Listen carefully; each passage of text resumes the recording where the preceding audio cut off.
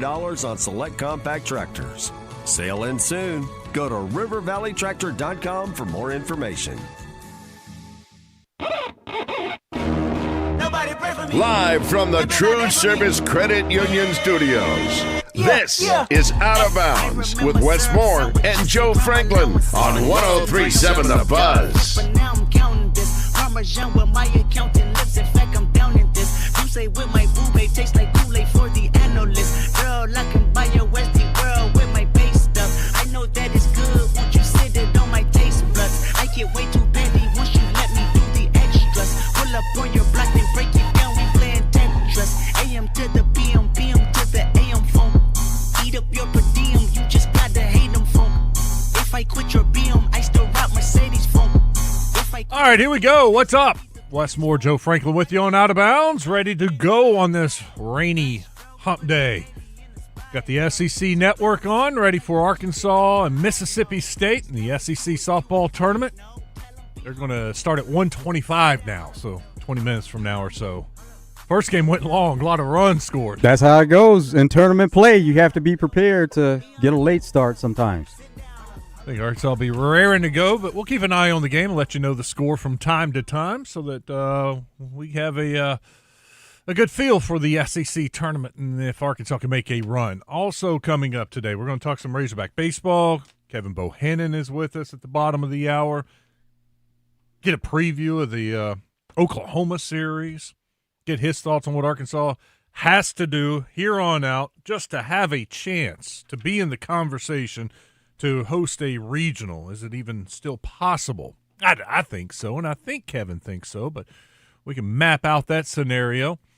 Also coming up, Steele Eves, thanks to Stephen Elmore Shelter Insurance. I caught up with Steele early this morning. He's done with finals. It's all baseball for him. He is done. That's a good feeling to have it all behind you, and now you can just concentrate in one area. The team got a couple of days off, and today is their first practice since getting some time off after the dramatic victory over Ole Miss. So we'll talk to Steele about that. I recorded the interview earlier today since they're at practice, but we'll play that for you around 2:10 after the Razor Hog update. Stephen Davis is coming into the studio. Get to talk a little baseball with him, too. Trav's baseball, Major League Baseball. Trav's, unfortunately, won't be playing today because of the rain. And he's going to give us some of his time since he's got a little extra time today. Stephen Davis, 2:30 today. And at 3:30, I teased you guys about it yesterday, but I got to catch up with Jeremiah Dent. That is the Marion running back that committed to Arkansas over the weekend. Some consider him the number one recruit in the state of Arkansas, at least in the high school ranks. And he and his coach, Claude Johnson, there at Marion, sat down with me for more sports, and I clipped part of that interview, and we're going to play that for you at 3:30 today. So we got a little bit of everything. We got some football, we got some baseball, we got an eye on softball. Yesterday, Joe, one of the things that hit me, and I was disappointed to see the news after we were done because I thought, well, we could have talked about that, but we can talk about it today. The proposal that is out there to eliminate conference championship games in football. Oh, yeah. Yeah, we knew that would be something that would come about possibly with expansion. We know that the model is already set, the blueprint, FCS, lower levels, and that's the blueprint that's out there for them. That's what they do. It's one of the notes that I saw that this would allow for the biggest possible expansion in the college football playoff. They didn't put out a number, but they just said this would allow the biggest possible expansion. So 32 now. It's gone up from 24 to 32. I think reading in between the lines, this is more for those that, like the Big Ten, that favor a 24-team playoff as opposed to the SEC in favor of the 16-team playoff. But this would eliminate not only the conference championship game, but allow the playoffs to start a little earlier, slide a week. And they say part of the selling point of this is to finish the college football playoffs a little earlier instead of going on until February, have it in or end of January, slide it up to where it finishes a week earlier. And I think that's smart. I do. It's gotten to the point where the only thing, and we'll get to this, the negative, but you look at the SEC, the Big Ten this past year, and even the year before, you knew no matter who won or lost the SEC championship game or the Big Ten championship game, they were going to get into the playoff. What they were doing is basically playing for seeding, and I'm just over it. I am over the conference championship games. I think it's just a useless extra game that they don't have to be playing because they're going to be in the playoff. Now, what I worry about, smaller conferences, Sun Belt, MAC, Big West, whoever you want to pick out, some of these Conference USA. That's why there's a talk for expanding even more, because you want to maybe include some of those schools. But the argument has always been money. They don't want to take away any money. Well, if you're replacing conference championship game with a playoff game, the money's going to be there. And that was one of the things that the Big Ten, when they proposed 24, they discussed getting rid of these conference championship games. And when you do the math financially, because of the extra games the 24-team playoff would generate and the extra revenue that would come in from the TV contract of having these extra games, it would make up for losing the conference championship games. But if you don't go to 24, you go to 16. I can't remember, the story's not in front of me, but it's like ESPN has the rights to X amount of games already. And if you do a 16-team playoff, that would not be generating enough extra games to bring in that extra revenue to cover up, to make up for the loss of getting rid of these conference championship games. And we all know the bottom line is dollars. And so you have to have a way, if you get rid of the conference championship games, of making it worthwhile for these conferences to get rid of them, because they're going to be making the extra money. They'll be making the money up somewhere else. Also, you're looking at on-campus games. So if you have an on-campus game and that fan base is able to see their team for at least one more game, then you're going to get some benefit there, where you're probably going to sell those games out. I'm all for that. Those on-campus games are outstanding. The environment, the opportunity to see your team in a college football playoff. Okay, I hope there's a day that we all get to experience that here in Arkansas. But with the expansion of 24, the more teams that get in, the odds increase slightly that you get in a playoff, because, I mean, there are projections that if there was a 24-team playoff, you could have up to 6, maybe 7 SEC teams alone get into that type of a playoff.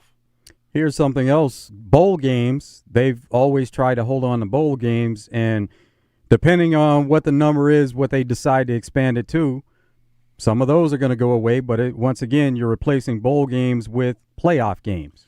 And we've already had in the offseason one playoff bowl game go under. I can't remember offhand it was, but there was an announcement probably in the last month or two that bowl game was done. So you're going to need, if this happens, I should not say if, when this happens, yeah, there'll be a couple fewer bowl games, and some of those lower tier games are going to go away.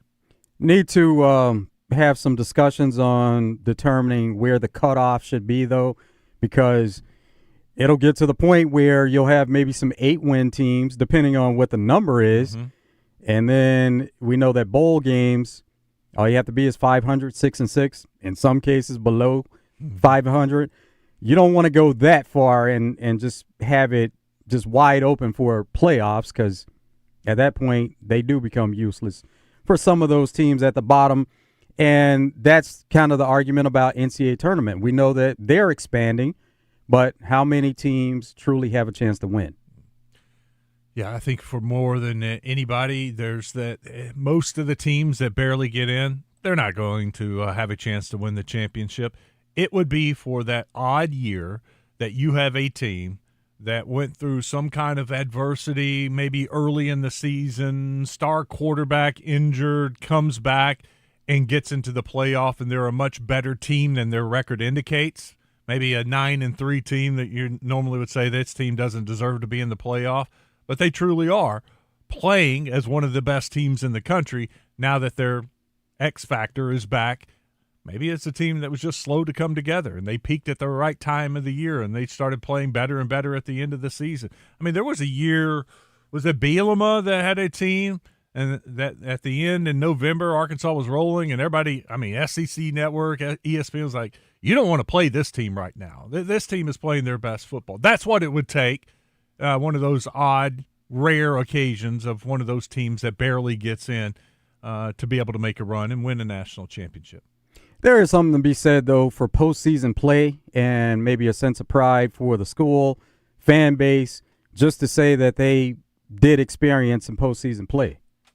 So we see that whether that's NCAA tournament for basketball, baseball, whatever the sport may be, there's something to being able to say that you had a chance there at the end in postseason. Just take Arkansas, for example.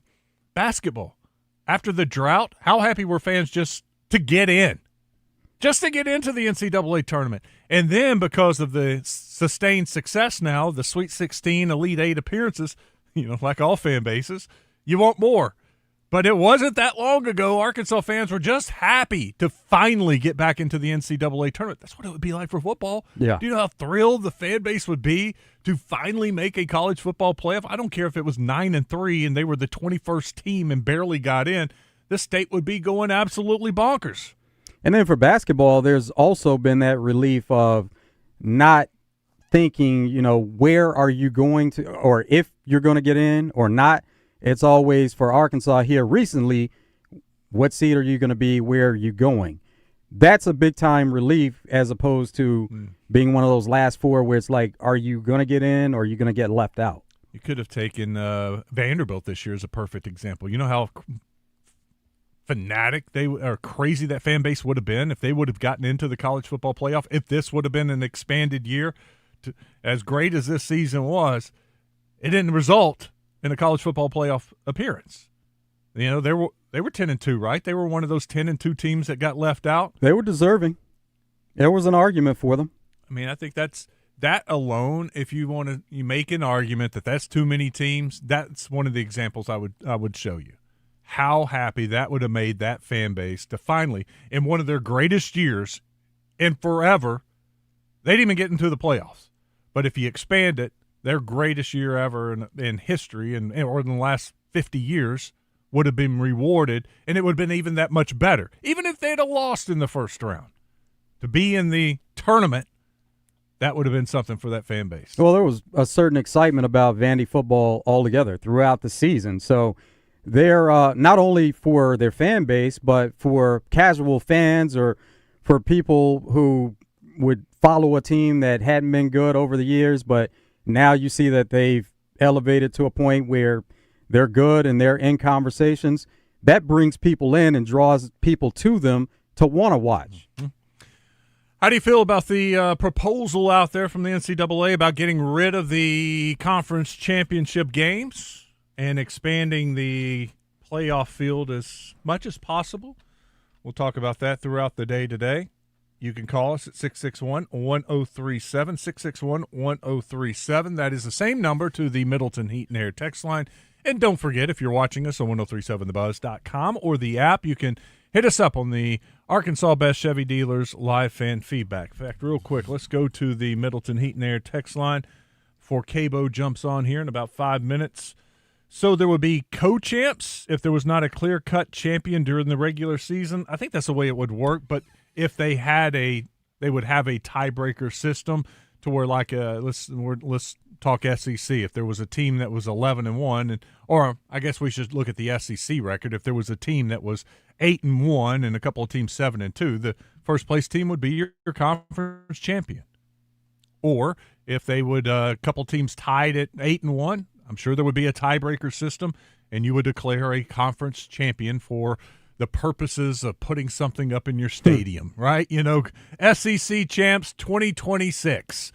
But they would have some tiebreakers in place and try to formally name a conference champion. But if the tiebreakers couldn't do it, then you would have co-champs.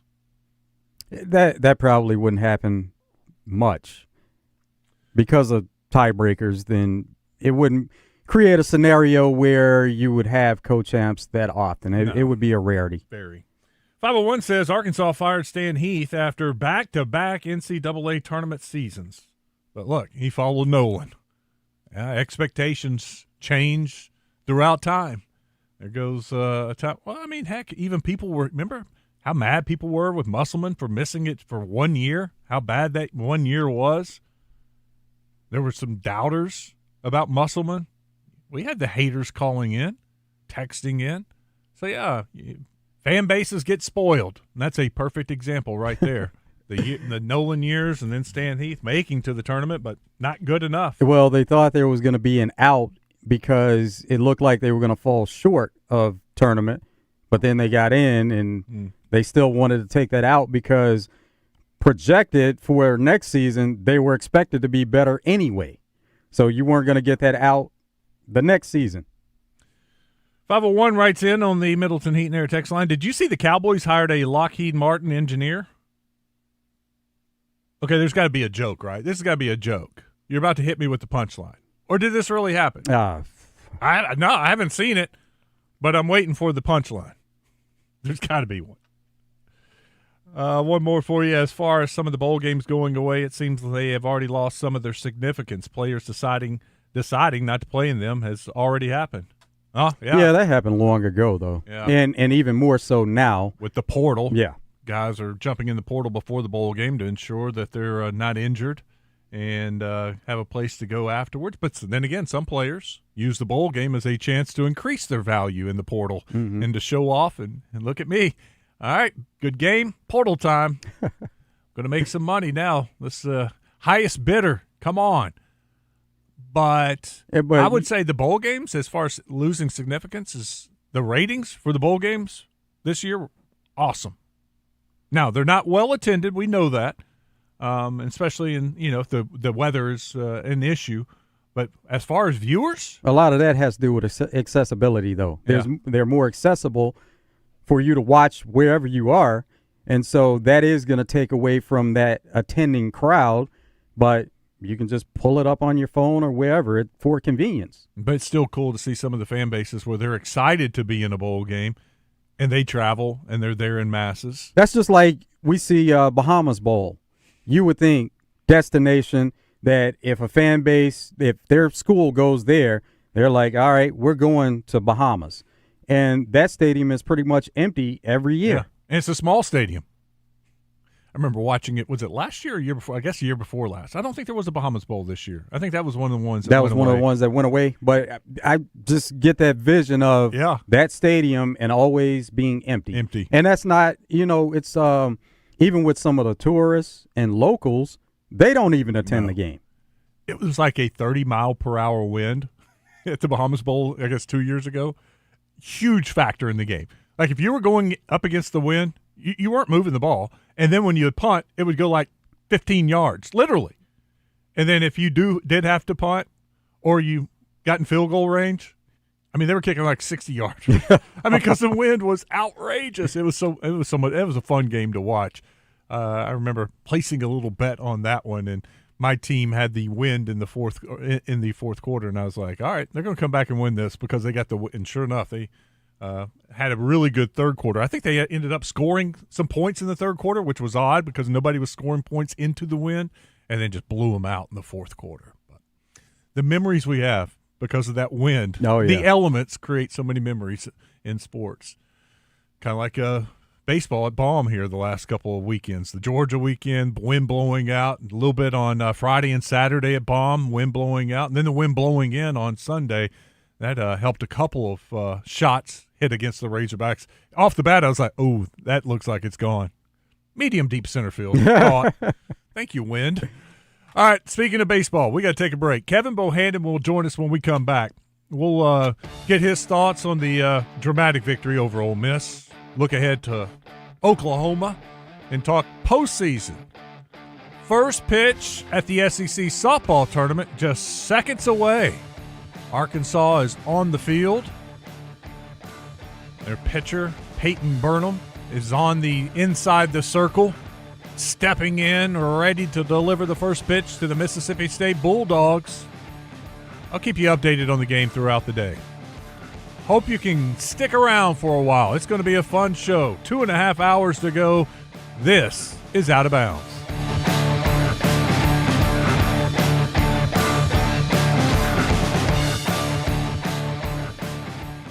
Comfort meets big savings with up to 50% off store-wide, plus free delivery at Lazy Boy of Little Rock, 1000 South Shackelford Road. Long live the lazy.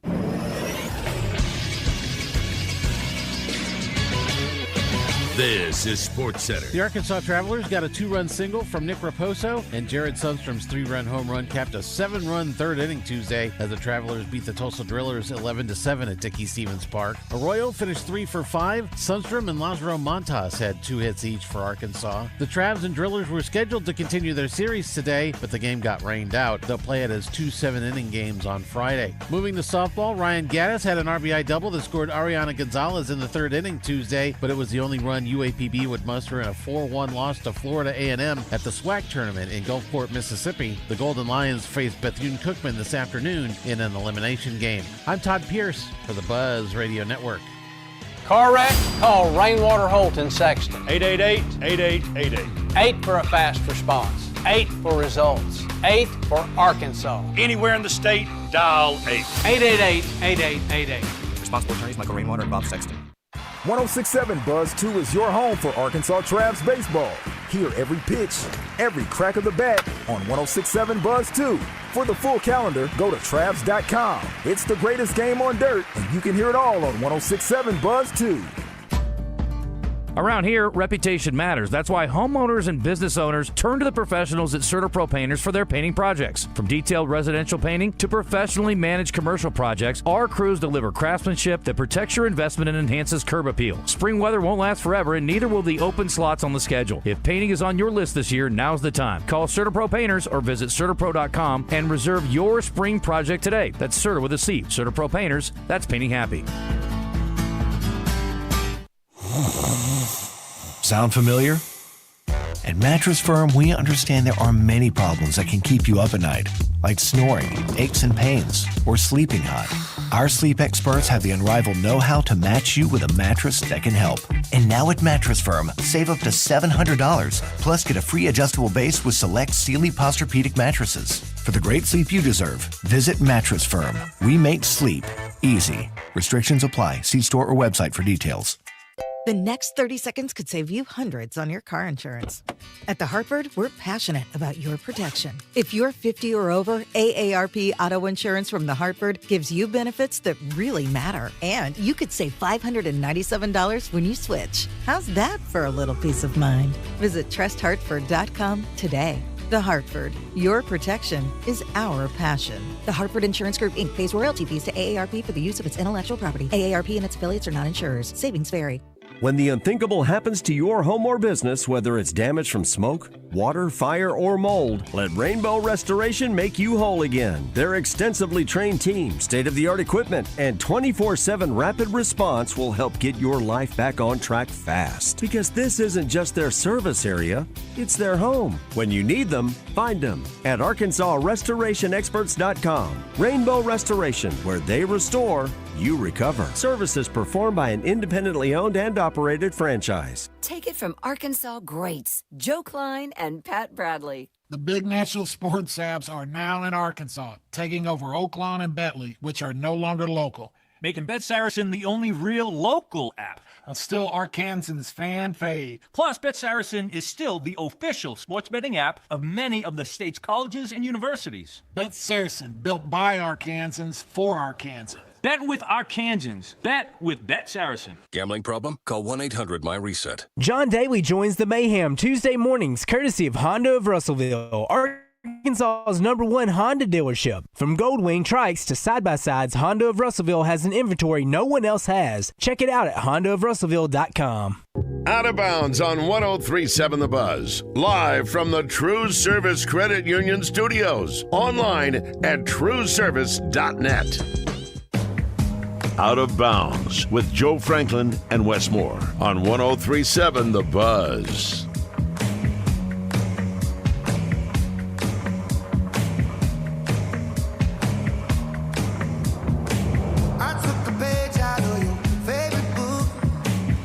Three up, three down for Mississippi State. Peyton Burnham on the mound for Arkansas. Perfect 1-2-3 first inning for her. Arkansas getting ready to come to the plate. Let's talk a little baseball. K-Bo, Kevin Bohannon joins us, hogsports.com. What's up, K-Bo? How are you? Doing great, guys. How are y'all today? Oh, we're fantastic. Good. You know, it's not Arkansas baseball on TV, but it's Arkansas softball, and that's still a lot of fun. So I'm going to watch some softball this afternoon while I'm doing the show. Pretty good deal. There you go. Yeah, there are worse places to be. I can guarantee you that. Yeah. All right, let's talk some Razorback baseball with you real quick. You've been around a lot of baseball in your life.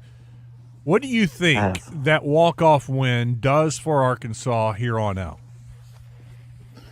You know, I watched the Matt Hobbs interview on the Hog Pod, and he said it was the best home field advantage that he's seen at Razorback at Ball and Walker Stadium in a long time. And that was one of the things that I talked to Trey about last weekend. Wes, I think you and I talked about it as well. I wanted to see a true home field advantage for Arkansas because it hasn't felt like it this year.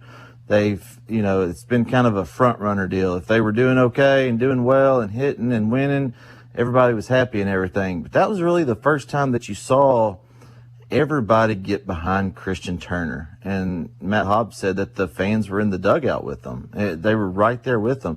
And anybody that's ever been to Ball and Walker, the players feel that because everything feels like you're right there on it. Even though there's foul territory and there's some room and everything, you can hear that when you're on that field, whether you're a coach, a player, or an official.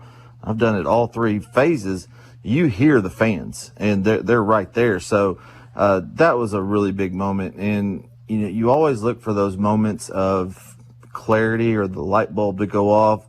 Talking to Nolan Sousa yesterday, Friday is when I really thought that the offense really kind of showed, okay, they got past Hunter Elliott. Hunter Elliott's been beating the Hogs since 2022.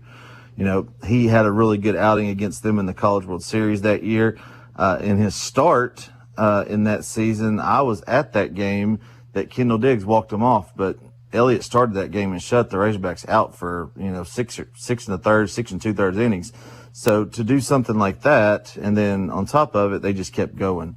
And, the key was, look, Walker Hooks, the reliever for Ole Miss, he's 6'4", 265, guys. He looks like a defensive end outside linebacker. That was a big boy. He had to throw on Saturday when it was the game was out of hand. It was really kind of a weird, thing that Mike Bianco went and said, okay, we're going to put our main guy in right here. So then that third inning on Sunday, I asked Nolan about it. I was like, was the stuff not as good? And, those sliders got up in the zone a little bit, and Christian Turner took advantage of it. So for Christian Turner, is this something where he's progressively gotten better, or is this just taking advantage of the opportunity that was there? I think he took advantage of the opportunity, but that's somebody that's been working hard too. These freshmen come in and as good as they are, and I had the question posed to me today, the 3 best baseball players that I've covered in high school in Arkansas. And I had to think about it for a minute because there's been some pretty good ones. The Slade Caldwell, obviously, Caden Wallace, Casey Martin, Gage Wood. The list. There's a good list there. Those guys, when they get to the next level, whatever it is, always struggle a little bit. We've seen it. Robert Moore, it took a little adjustment period, even though he grew up, around baseball with his dad doing what he did. Casey Martin struggled at some things. Heston Kerstad, even Caden didn't hit 300. He hit 14 home runs and, had 40-something RBIs, but he hit like 260, 270. The next year he hit a little bit better and hit 16 home runs, 60 RBIs. So these guys, it takes a little bit of adjustment period. Turner hadn't had a hit since April the 10th, guys. He had a home run against Missouri State in that 15-14 loss in Springfield, but he hadn't done much. He was put in as a pinch runner in a defensive replacement. It wasn't for his bat. So him working in practice and continuing to, fight and develop as a player overall, but he did take advantage of that opportunity and made the most of it. You think he'll get more of an opportunity because of shining in the big spotlight? Yeah, he's a part of the depth now. He's not going to be a guy that they get put up there and say, okay, we need a home run. because he's not going to hit them. But he's a guy that they can depend on, and they know that he can come through in big situations, and the moment's not too big.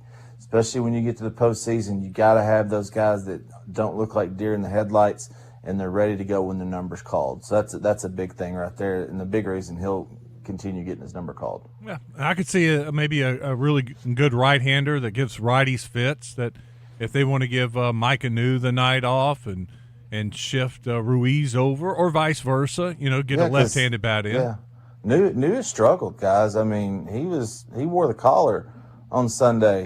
He was 0 for, and he's got 4-to-1 strikeout to walk ratio, an SEC player right now. I mean, he's up there. So figuring it out, and you love the speed, you love the glove and everything. Turner offers those two things as well. And if you remember going into the season, he was right on Damian Ruiz's heels as being that starting left fielder. But now you have a little bit of option now, and it opens some eyes to some things, I believe. All right, K-Bo, got Oklahoma coming in this weekend. What do we need to know about the Sooners? The big thing is I think they're kind of on I won't say downhill slide, but they're not playing as well as they were at the beginning of the year. Going into the last couple of weeks, you thought they were going to be one of the 16 host schools, and that's really kind of taken a step back a little bit. But overall, I like the way that Coach Skip over there puts his teams together and they go out and play hard. I've talked to, we've had a couple of guys out of the. Well, lost K-Bo for a second. We'll wait for him to get reconnected and talk a little bit more about Oklahoma. By the way, Arkansas in the first inning also went 1-2-3. Oh, sorry. That's all right. Yeah, sorry about that. There we go. Ahead. Okay. But, yeah, Coach Johnson's done a really good job of putting those teams together. A couple of guys from the natural state that Jackson Kircher went there, Patrick Ingsko. Of course, those guys transferred out, but they really enjoyed their time in the program. So Camden Johnson's hitting .309 for them. Really good bat in the lineup. 7 home runs, 37 RBIs. They don't have anybody that's got double-digit home runs. So this is a team that, they don't really hit the long ball that well, but they're going to fight. They're going to be in at-bats the whole time. They're hitting .277 as a team. Their pitching staff is, what really kind of worries me about this weekend, because they're holding teams to .229 batting average. That's the big thing that caught my eye with everything. They got a really good starter in Cameron Johnson. He's a frontline guy. He's 6-1. ERA's a little under 3 at .296, I believe. But good fastball slider combination. They don't strike out, or they don't walk a lot of guys. That's a big thing for them. 196. So they're averaging right about 3 or 4 walks a game. That's a big thing for the pitching staff right there. So I think it's a really evenly matched series as far as talent goes. Arkansas has the edge, in my opinion. They need their starting pitching to do what they did last weekend. Yeah, Ole Miss got some knocks and they got some wind-aided home runs, but overall, those 3 guys pitched well, and they all pitched past the 5th inning. When's the last time you could say that about an Arkansas pitching or starting pitching on a weekend? Gackel gave up that 3-run home run to Owen Pano that scraped the wall in left field. Gibbler's grand slam was his fault in the first inning. He figured it out after that. So as bad as, the line looked, he still pitched well overall. And I think that was a big plus going into this weekend. Gabe Gackel is going to be that 3rd starter. So having the home field advantage, I think it'll be decent weather out there this weekend. I think they should take the series. How do these pitching staffs for Arkansas, Oklahoma compare with ERA? They're really comparable. 4.83 ERA right now for Oklahoma's pitching staff. Arkansas has worked a little lower than that. At one point they were creeping on up there, but the last few weekends that they've really taken it down a little bit. So I like the matchup overall, and I think the Arkansas pitchers not having a midweek game is a big thing this week. And that was one thing that Nolan Sousa really said the other day. That means that, everybody can kind of get their legs back. Bullpen guys, they'll be really fresh at the end of the week. So I think it's really going to be good. So, yeah, Arkansas is 4.35 right now. So, they have about a half run lower. Yeah, and just imagine about the wind game against Georgia, how that inflated the ERA one particular game. Hey, Cabo, give me the recipe. Here on out, what Arkansas has to do to be in the conversation to host a regional. You know, and we've said it. You know, how is this team going to win? They're going to grind out wins. They're going to be that gritty team that's right there at the end, and they're going to have to find a way to win. They're going to have to do the small things right 100% of the time. And, you know, last weekend they really didn't, and they got away with it in a couple of instances. But the recipe is, Dietz go out there and do what he does. He's leading the SEC in strikeouts right now. To host, I think they have to sweep Oklahoma or Kentucky. I think it's going to be easier to sweep Oklahoma than it will be Kentucky. Even though I think Oklahoma's a better team. Cameron Johnson presents a problem as a frontline starter, but that series is at home, boys. And magical things can happen at Baum-Walker Stadium. 5 and you can't. Okay, you sweep Oklahoma, you cannot lose the series at Kentucky, or it's just a wash at the end of the day. But if they do sweep at Kentucky, it's going to look better on the RPI because you get more RPI points for a road win than you do a home win. So 5-1 gets you to 18-12. I think that puts them right on the cusp of it, and it just really kind of depends at that point on what some other teams do. Would SEC tournament, if they do go 5-1, would that determine anything, or would it pretty much be done with just going 5-1? I think it's pretty much the fate is sealed at that point. I don't know how much, clout they're going to put into the SEC tournament. They haven't recently, but here's my thinking: if they got to 40 wins, how do you keep a 40-win SEC team from hosting? That's what just comes in my mind. Like, it can be done. I've seen it done before. Not really, but I just say, okay, this team won 40 wins. They're in the SEC. Finished 18-12. They've done their part. I think they should host. But you look at this also, fellas. What's better, being the 16 seed, getting a regional, and possibly having to go to UCLA, or being a 2 seed and going to maybe a Lawrence, Kansas, who's never hosted a regional before?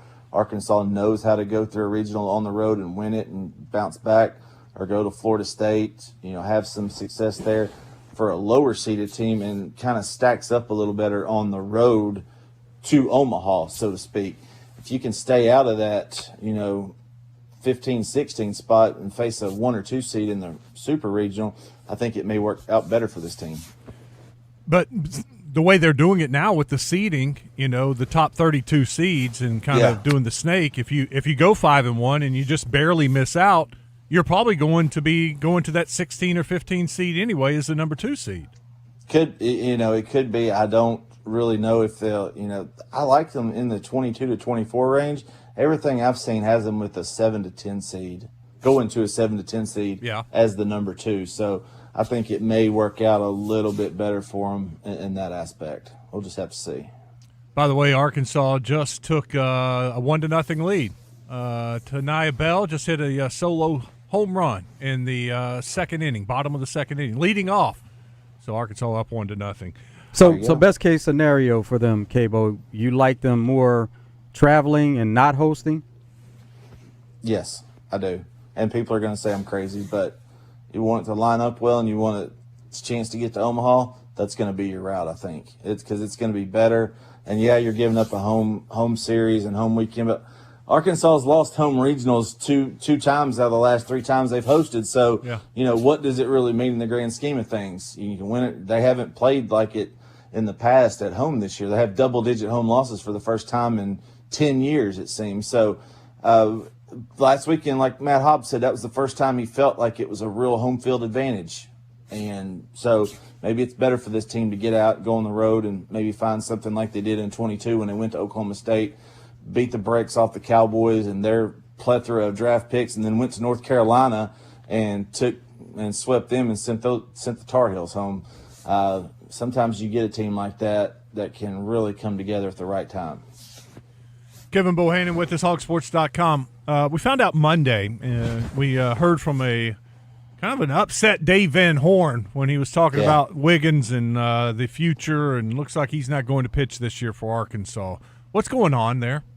Yeah, it's an unfortunate situation because, Jackson came, had a good 2 years. It wasn't where he wanted to be. And then the third year he had Tommy John surgery. Carson, of course, hit up to 102 last year, felt a twinge in his arm and had to have surgery, had to have the internal brace. Tommy John, first of all, that's a 14-month rehab. They're on month 13 right now. So no matter what he's done in a bullpen, no matter what he's done in rehab, hitting 100, hitting 99, hitting whatever, he still has a clearance to go through, okay?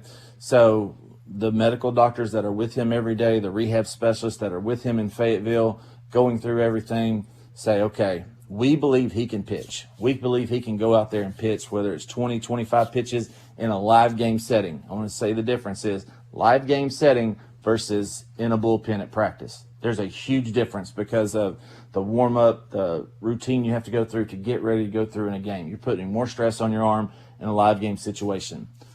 The doctor has not cleared him to throw in a live game setting. The doctor that did the surgery, that is over his total rehab. So while he may be 100% healthy, he is not cleared for in-game competition. They want him at 14 months. That's the deal, bottom line. It's not that his camp or his agent, his parents are saying, no, we want to wait till the draft because he is draft eligible. It's not that Carson Wiggins doesn't want to throw because Carson does want to pitch. He wants to get out there. He's been working towards that. If he didn't want to do it, he wouldn't have been working as hard as he has been over the past 6 months, going back to November when he first got to throw a baseball. They would have put this off and put it off. They would have delayed the surgery last year, guys, if they were like, okay, it's going to be a wash.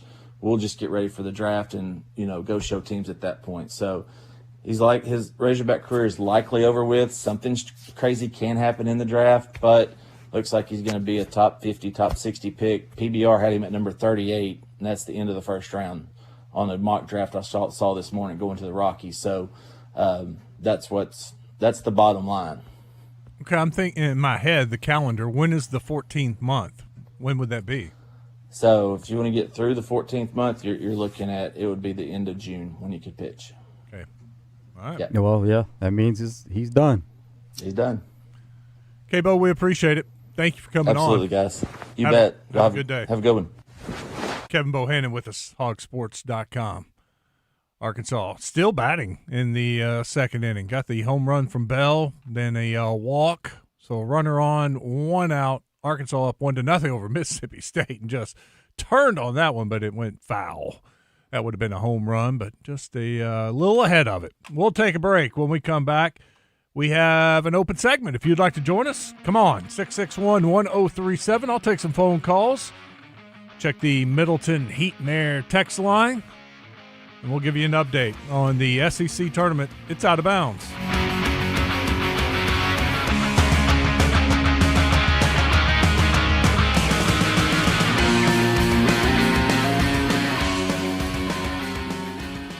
If you are looking for a safe and loving home for you or your loved one, visit Heartland Rehabilitation and Care Center. Just 15 minutes from Little Rock and Benton, our skilled nursing staff is dedicated to providing quality long-term care and short-term therapy. Visit heartlandrehabcenter.com. You can call Heartland home.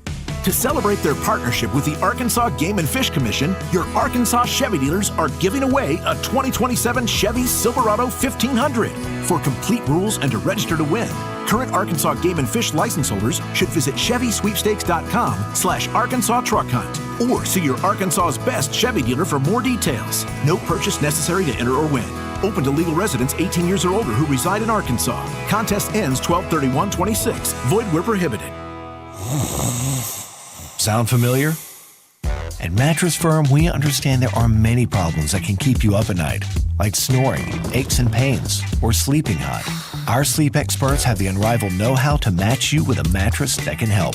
And now at Mattress Firm, save up to $700, plus get a free adjustable base with select Sealy Posturepedic mattresses. For the great sleep you deserve, visit Mattress Firm. We make sleep easy. Restrictions apply. See store or website for details. Snapshot from Progressive wasn't created for just anybody. Oh no, we made it for you. Smooth accelerators. When that light turns green, you're off. Like a warm knife through firm butter. Going from 0 to the speed limit in an appropriate amount of time. Sure, your car has horsepower, but your horses prance around as silky smooth as your right foot. Fancy Prancerton.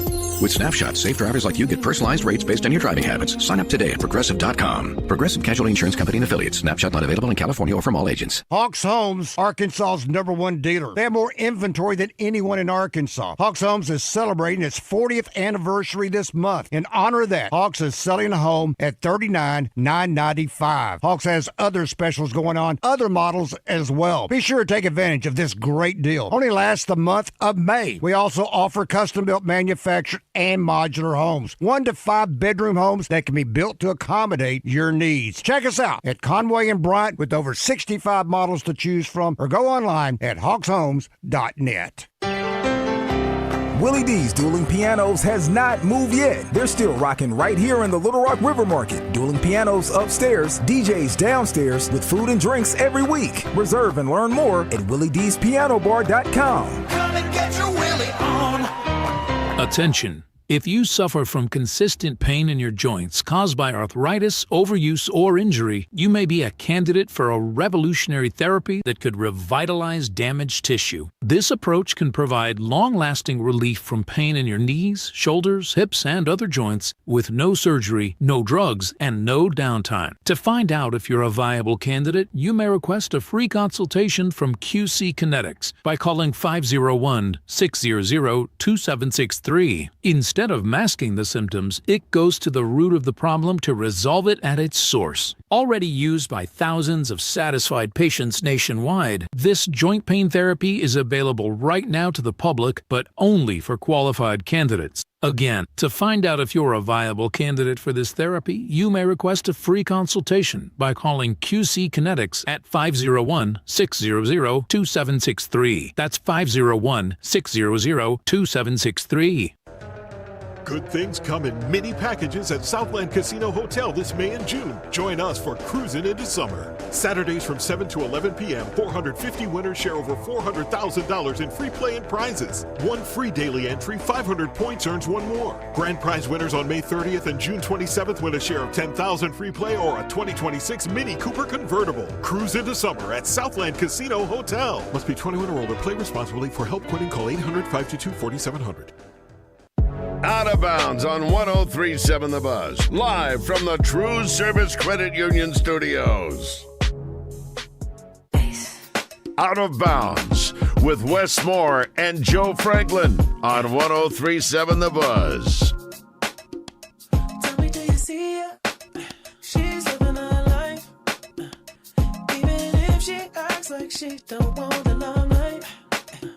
But if you knew it, Arkansas is the natural state, and around here, conservation isn't just a priority, it's a way of life. That's why Arkansas's best Chevy dealers are proud to partner with the Arkansas Game and Fish Commission to help drive habitat conservation.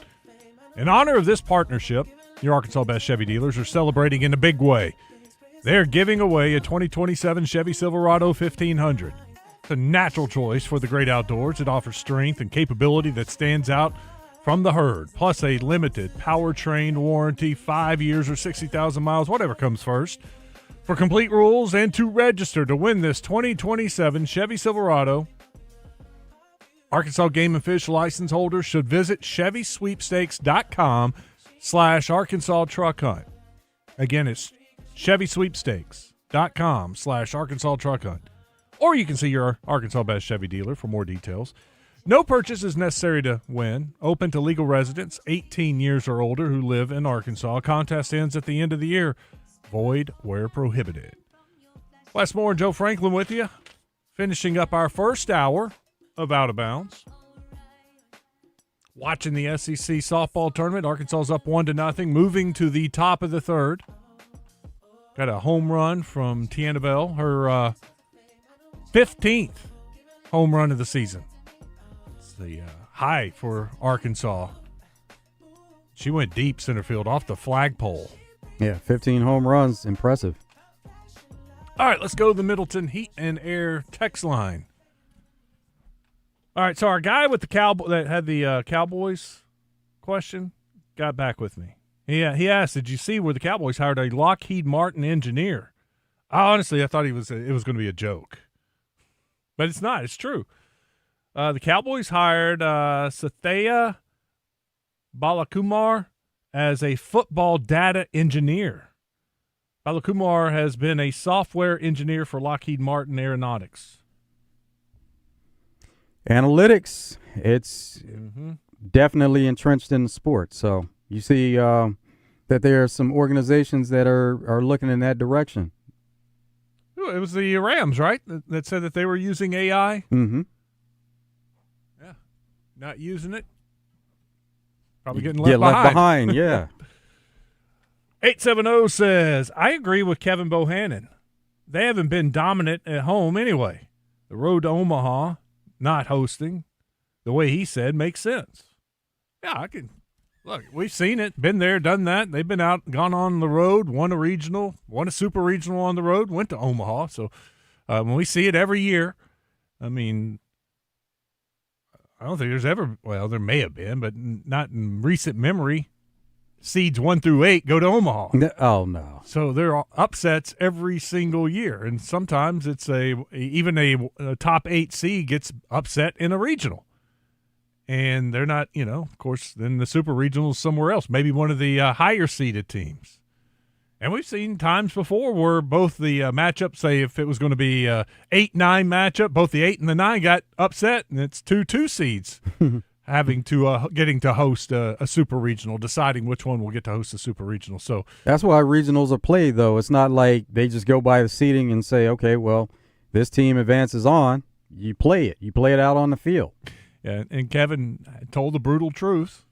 2 out of the last 3 years, Arkansas has hosted a regional. They didn't win that regional. So it's not like, we're getting a regional. It's increasing our odds. They've lost regionals at home just like they've won regionals at home. So for me, it's selfish. I'd keep the streak going? No, just love the opportunity to go up to Baum-Walker Stadium and watch a little baseball, postseason baseball. There's nothing like it when you got 10, 11,000. They had 30,000 people at Baum-Walker Stadium this weekend. It was over 10,000 a game. That's normal. Yeah. That's almost expected at this point. It really is. It really is.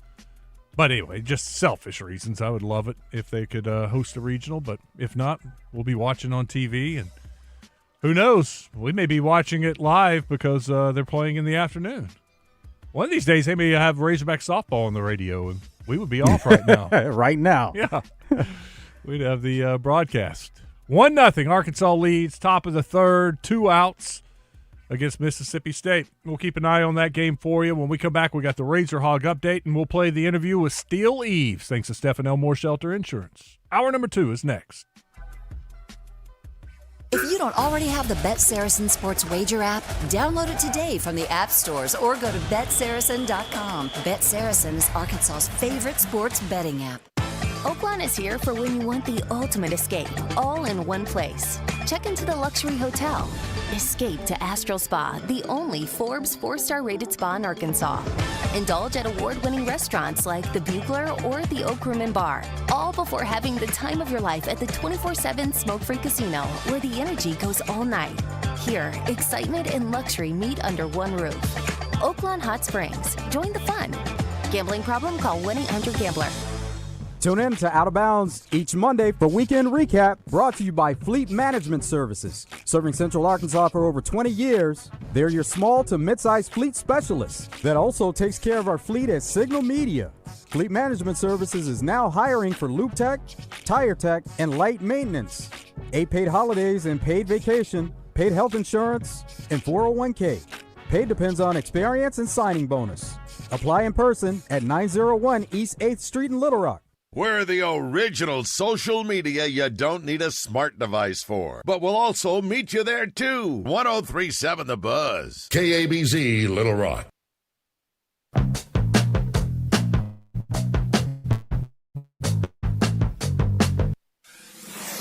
Buzz News with KARK's Gary Burton Jr. Governor Sanders is set to sign tax cuts into law today to conclude the special session. Identical bills have passed the state House of Representatives and the Senate. It would lower the top individual income tax rate 0.2%, bringing it to 3.7%. It would be retroactive to January 1st. Now, another 0.2 cut for corporate income tax would drop it to 4.1%. It would not take effect until next year on January 1st. The governor has scheduled a signing for 1 p.m. today. And also today, the venue for the 3rd annual Month of May Block Party and Women's Health Expo put on by the Arkansas Department of Health has changed because of weather. Instead of being in the front lawn of War Memorial Stadium, it will be at the concourse near the west entrance. The free event is from 10 a.m. to 1 p.m. For the Buzz Radio Network, I'm KARK's Gary Burton Jr. Weather from the Fletcher Weather Center with KARK's Pat Walker. We still will have rain showers through the day, a 60% chance of light to moderate rainfall. Cool, a touch breezy with a high of 62 degrees. Tonight, down to 50 for the overnight low and a 40% chance of rain, stays cloudy. But tomorrow, it'll be mostly sunny with a high of 70. For the Buzz Radio Network, I'm meteorologist Pat Walker. Are you hungry? Something new, $25, all you can eat, sushi rolls, soup, salad, Benihana rice. Come at Benihana's Monday through Thursday. Tune in each week to Out of Bounds to hear from Lone Oak Steel Eaves. Omaha is the goal, and we're looking for a great season. Steel Eaves is brought to you by Stephen Elmore with Shelter Insurance. For auto, home, life, or business insurance, see Shelter Agent Stephen Elmore or give him a call at 501-537-0959. When you think CertaPro Painters, you probably think interior and exterior painting for homes and commercial properties, which we do beautifully. But did you know that we're more than just paint? CertaPro also provides expert carpentry, sheetrock repairs, deck and fence staining, and durable garage and patio concrete coatings. Whether you're refreshing your home, upgrading a commercial space, or restoring outdoor areas, we deliver professional results with the quality and service you expect. Call CertaPro Painters today or schedule your free estimate at CertaPro.com. That's Certa with a C. CertaPro Painters, that's certainty. You like saving money, right? We all do. That's why Allstate just lowered the price of car insurance. But wait, there's a catch. Lower. Actually lower. So if you're shopping around or just want to see how much you could save, check Allstate first for a new lower auto rate that could save you hundreds. You're in good hands with Allstate. Not available in every state. Only applicable for new auto insurance business. Rates will vary by several factors, including how you purchase the policy. Potential savings vary. Allstate North American Insurance Company and Affiliates, Northbrook, Illinois. At Target, finding something for every kind of mom and every side of mom just got easier. Does she love fashion? Take 20% off select women's clothing and accessories and find a dress she'll love to wear. Is she into the outdoors? Freshen up her favorite spot with up to 40% off planters, pillows, and poofs. Or keep it classic. Fresh tulips for just $12 and a Dossier fragrance trio for $32. Whatever mom is into, we've got it. Celebrate mom her way, only at Target. Restrictions apply. Cabot Outdoors has your Get Ready to Save Big during the Hustler Spring Sales event through May 31st. Save up to $350 off the Raptor Series and up to $550 off the Fast Track Series zero-turn mowers at participating Hustler dealers. Hustler's engineered and tested for long-lasting performance designed to keep you mowing season after season. Visit CabotOutdoors.com. Shop the Hustler Spring Sales event today. Offer valid 4/15/26 through 5/31/26 or while quantities last. Restrictions apply. See dealer for details. An ESPN Radio Extra Point with Mark Zeno. I think you see the height that the Knicks can get to. I think you see the apex of what the team is capable of. I think you see a team that when they click, how tough they can be to beat, how good they can be offensively, how solid they can be defensively, and the complete team that they can be on the floor. I think what's more apparent to me more than anything, it looks like Mike Brown has figured out a rotation. Part of the reason why they lost those two games to the Hawks was because I don't think the coaching pivoted. I don't think they made any adjustments. After they won the first game, they just figured this is what it's going to be and we're going to be fine, and there were no adjustments made. But Mike Brown, he has made the right adjustments, put the right guys on the floor, played the matchups that have worked for them, and it's paid immense dividends in ways I didn't think was possible. I mean, they put up another 70-point first half. That's kind of not who the Knicks are, right? So you know they're playing a little bit above their head, Harry, but still, this is really just a team that when they hit the right gear, look out, man, they're coming through. Harry Douglas here. PayPal is now the official peer-to-peer payment sponsor of the NFL. which means all the money moments that fandom creates, whether splitting tailgate costs or chipping in on tickets and game day food between friends, are covered. Wherever the game is played or watched, PayPal moves with fans. You can send money through text, email, or directly to friends with eligible accounts on Venmo.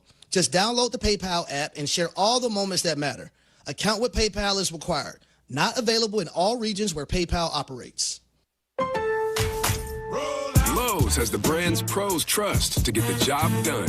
You can now shop new Catalyst fencing solutions and save big when you do. 10% off when you buy in bulk.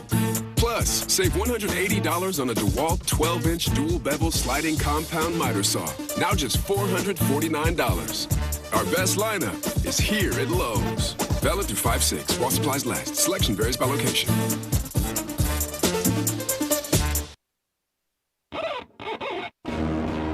Live from the TruService Credit Union Studios, this is Out of Bounds with Joe Franklin and Wes Moore on 103.7 The Buzz. Parmesan with my accountant lips. In fact, I'm down in this. You say with my boo babe tastes like Kool-Aid for the analyst. Girl, I can buy a Westie world with my base stuff. I know that it's good. Won't you sit it on my taste buds? I get way too petty once you let me do the extras. Pull up on your block and break it down. We playing Tetris. AM to the PM, PM to the AM phone. Eat up your per diem. You just gotta hate them phone. If I quit your BM, I still rock Mercedes phone. If I quit this season, I still be the greatest funk. My left stroke just went viral. Right stroke put a baby in a spiral. Soprano C, we like to keep it on the high note. It's levels to it, you and I know. Tell them be humble. Sit down. Be humble.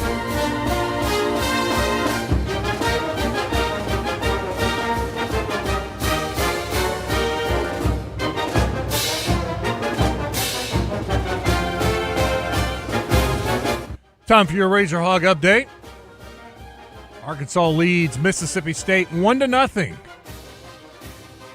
Just looked up and they're playing a commercial, so I guess Arkansas went 1-2-3 in the third inning, so they'll be headed to the top of the fourth. Arkansas got a solo home run, top of the second, or bottom of the second. It was leadoff. Tiana Bell, her 15th home run of the season. SEC baseball, Arkansas getting ready for Oklahoma. Next to last SEC series of the season. Arkansas, by the way, sitting there at 13-11. Oklahoma one game back at 12-12. So you know the Sooners would like to come in and win the series and get even with Arkansas. Heck, sweep the series. Arkansas is one game behind fourth place, Auburn, Mississippi State, Alabama, Florida. No, I said that wrong. Auburn and Mississippi State, they're 14-10. They are tied for fourth place. And then tied for what would be sixth place is Alabama, Florida, and Arkansas. So still a chance to move on up with a very good finish in the SEC standings. Auburn is taking on, let's see here, Mississippi State. That's a good matchup. Number 11, Mississippi State. Number 6, Auburn. They are, well, that's the two teams, 14-10. So one of them will drop out of fourth place, and somebody's going to stay in fourth place, possibly. Alabama is Alabama's got South Carolina. South Carolina struggling. They just got swept by LSU. South Carolina next to last place.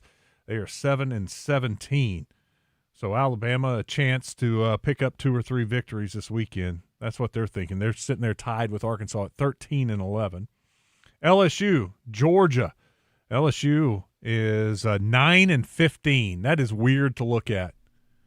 LSU is only ahead of South Carolina and Missouri in the SEC standings. Never know when a season like that can come about. Woo, 29-21. I guess their only hope is to sweep out. Now, yeah, they sweep Georgia to finish, and get to 12-15, and then sweep the last series 15-15. They get a shot to creep back into the conversation of going to the NCAA tournament. But right now, they're on the outside looking in. But they've got an opportunity with Georgia, first place Georgia, this weekend. Texas has Tennessee. Tennessee's 11-13. They're one of those teams on the bubble. They need a series victory over Texas. That would be huge for them. Texas is tied with Texas A&M for second place. Kentucky, Florida. Kentucky also one of those teams right there on the bubble. They could take 2 out of 3 from Florida. That would be huge for the Wildcats. Vanderbilt, Missouri. Missouri still struggling. They're 4-20. They, let's see here. What have they done now? Lost 3 in a row. So they got swept last weekend. And then you have Oklahoma, Arkansas. Number 24, Oklahoma. Number 17, Arkansas. And your final SEC series this weekend, Texas A&M, Ole Miss. Like I said, A&M is tied for second place. Ole Miss is 12-12 now, 1 game behind Arkansas. So every weekend in the SEC, you got some great matchups because of all the ranked teams. 1, 2, 3, 4, 5, 6, 7, 8, 9, 10 ranked teams in the SEC. You got Oklahoma, who is 12-12 in the SEC, ranked in the top 25.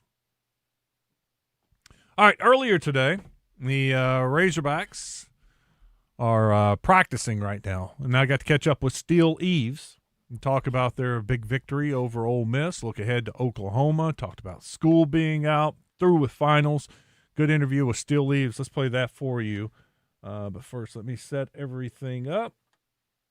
Steele Eves on Out of Bounds is brought to you by Stephen Elmore with Shelter Insurance. Let's go straight to the D3 Auto Sales hotline and bring in Steele Eves out of Lone Oak. The Razorback relief pitcher joins us on Out of Bounds. What's up, Steele? How are you doing? I'm doing good, man. How about you? I'm good. I guess we got to start this conversation with Sunday's walk-off win. Just give me your perspective of how it all went down. Okay, so during that inning, we were down. We were down 1, and from where we are on the bullpen, you can't really see where the pitches are located. But you can tell that during Souza's at bat that he was fighting off really good pitches, and eventually he got that single into right field. And then I think CT comes up to the plate. He goes down 0-2. He doesn't get the bunt down. But then something in the atmosphere with the fans, I don't know what was going on. I don't know what he was doing. I couldn't really see, but all of our fans started cheering really loud. It was one of the coolest things ever. They were already cheering, and then he hit the home run, and then everybody went crazy. And we kind of had a hard time getting out of the bullpen to go see him because everybody was so excited we were pushing each other down. But yeah, that's about it. Describe what that does for a team. A walk-off win on Sunday in a rubber match against Ole Miss. Yeah, so that game was very important for us for a lot of reasons. It kind of meant a little more to us. And having a guy come through at the end, I think we're going to be able to get this momentum rolling downhill pretty good, and use it going into these next 2 weekends. Can you tell us why that game meant a little bit more to y'all? It was just we felt like we needed to win that game for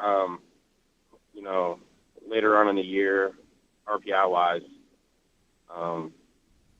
So being able to get that win, it kind of frees us up in these last 2 weekends. When you talk about RPI, are you worried or trying? The goal is to get a home regional. Is that why you're kind of studying the RPI? Yeah, that's always the goal is to have a regional at home. But yeah, there's just I don't really know how the whole system works, but it's important that we get enough SEC wins to go into the postseason, and winning on Sundays is a good way to get that number up. You got Friday, Saturday, but the big game of the weekend is Sunday. You either make or break your weekend. You either can sweep, win 2 out of 3, win the rubber match, or you get swept. So Sunday is a really important game. I thought it was just a remarkable at-bat by Christian Turner when you consider everything. A true freshman. He enters the game as a pinch runner, hasn't been playing a lot, hasn't had a hit in a long time, only his second career home run, And you do this in the bottom of the ninth inning in the game that you're trailing. Tell us a little bit about Christian Turner. That dude's a really hard worker. A lot of people don't get to see behind the scenes. I think I've already said that before, of just, how players like to work. And he's a really hard worker. And everything that happened on Sunday was, I think it's the baseball guys kind of paying it back. He hasn't got a hit in a long time. That could be kind of frustrating as a player, but to keep your head down and grind, and you're going to come out of it. And step up in a big moment like that. That was huge. So I'm proud of him, and I'm glad he got that moment. There was another remarkable moment during the game Sunday, and that was Kiheo Loy's home run.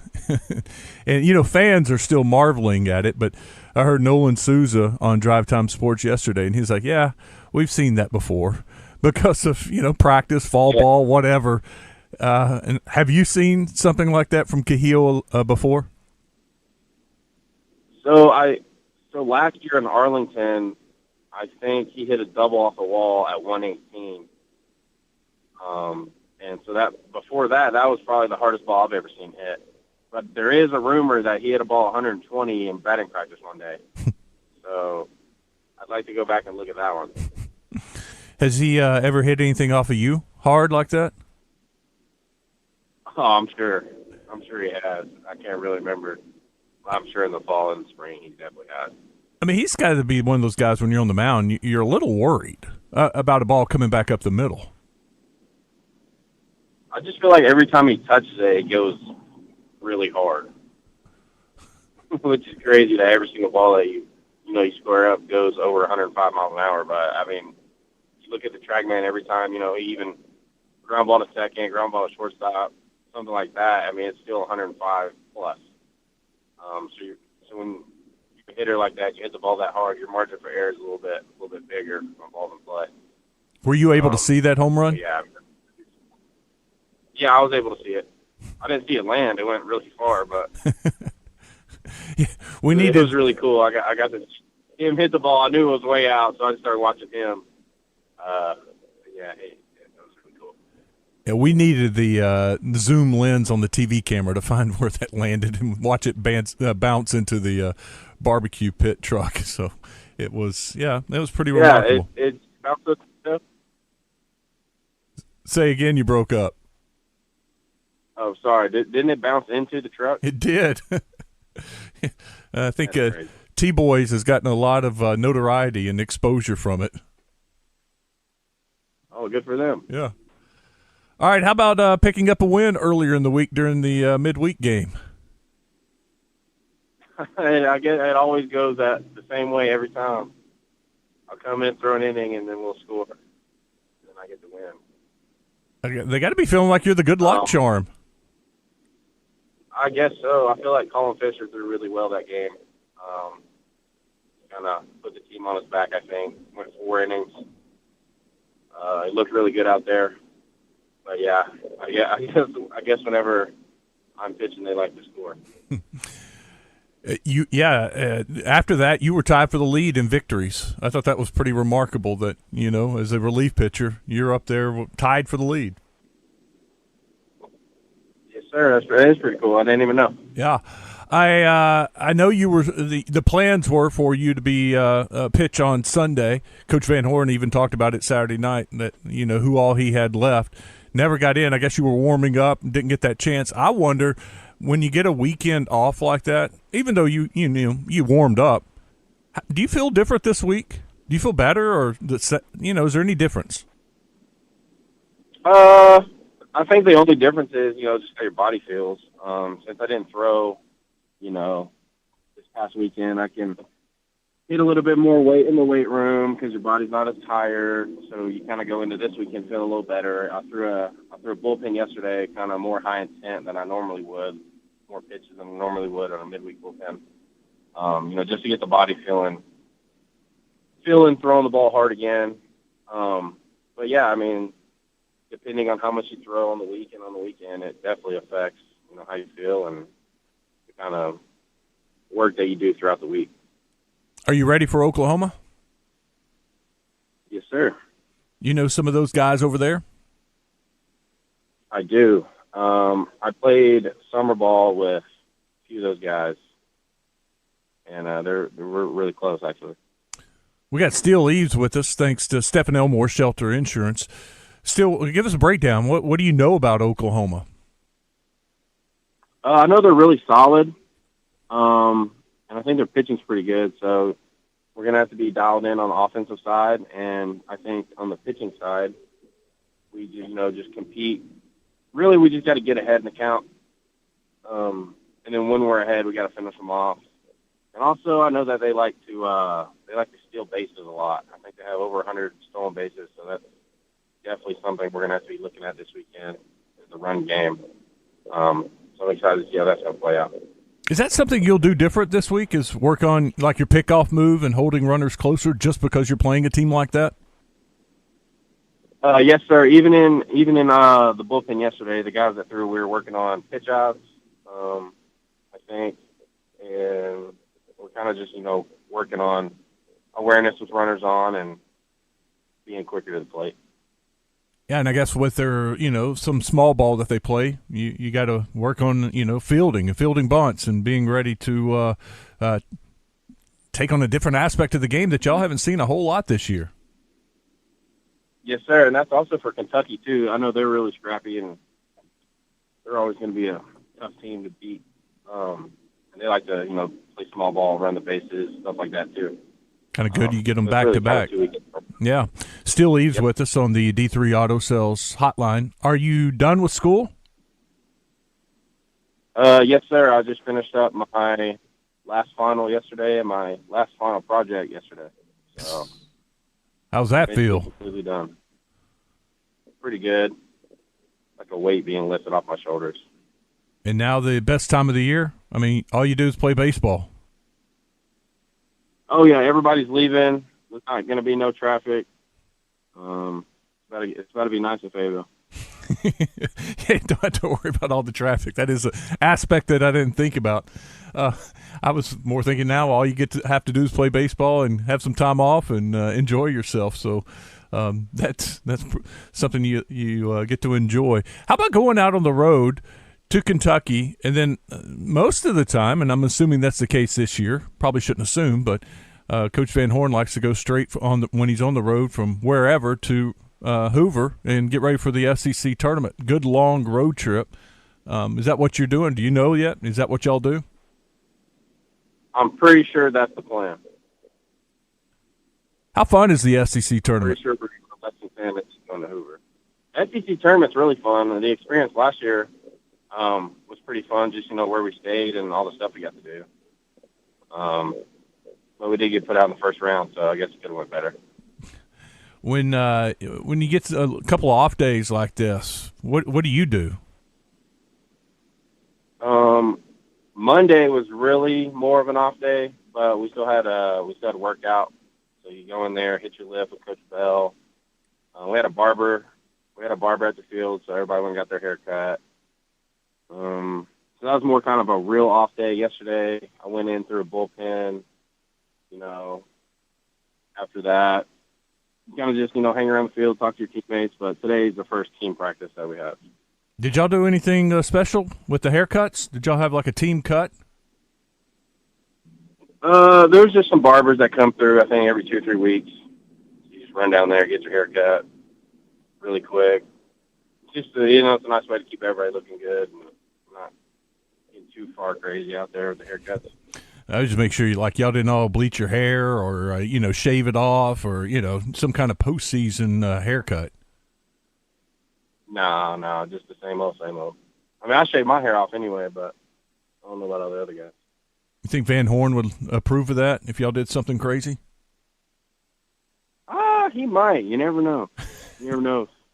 So, Still, we'll let you run, man. I appreciate your time. Best of luck this weekend against Oklahoma, and we'll talk to you next week. Yes, sir. Thank you. I appreciate it. That is Steele Eves on the D3 Auto Sales Hotline, thanks to Stephen Elmore, Shelter Insurance. We got to take a break. Stick around. We'll be right back.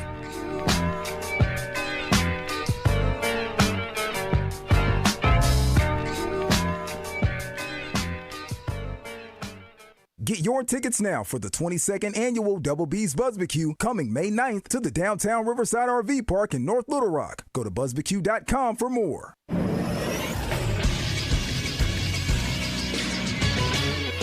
This is SportsCenter. Arkansas State pitcher Kyler Tengler pitched a no-hitter Tuesday night as the Red Wolves blanked the Little Rock Trojans 12-0 at Gary Hogan Field. Tengler, a Searcy native, faced just one batter above the minimum. He missed having a perfect game by hitting Cade Smith with a pitch in the fourth inning. Tengler did not walk anyone and finished with 9 strikeouts. Offensively, the Red Wolves got 2 hits each from Kaysen Campbell, Patrick Angskoff, Evan Griffiths, and Derek Martinez. The Red Wolves move on to their final Sunbelt home series of the season against Texas State on Friday, while the Trojans travel to Tennessee Martin. There was one other in-state Division I college baseball game Tuesday. UCA built an early 2-0 lead, but fell to Memphis 8-3. I'm Todd Pierce for the Buzz Radio Network. Experience the unmistakable difference today at D3 Auto Sales in Des Arc. D3 Auto Sales is your home for quality used trucks, SUVs, and cars from all the top brands, specializing in unique custom lifted and leveled used trucks, including 4-wheel drives. And this commitment to excellence extends to their full-service 10-bay service department as well. Also looking to trade in or sell your vehicle? D3 Auto always pays top dollar for your pre-owned vehicle. D3Autosales.com.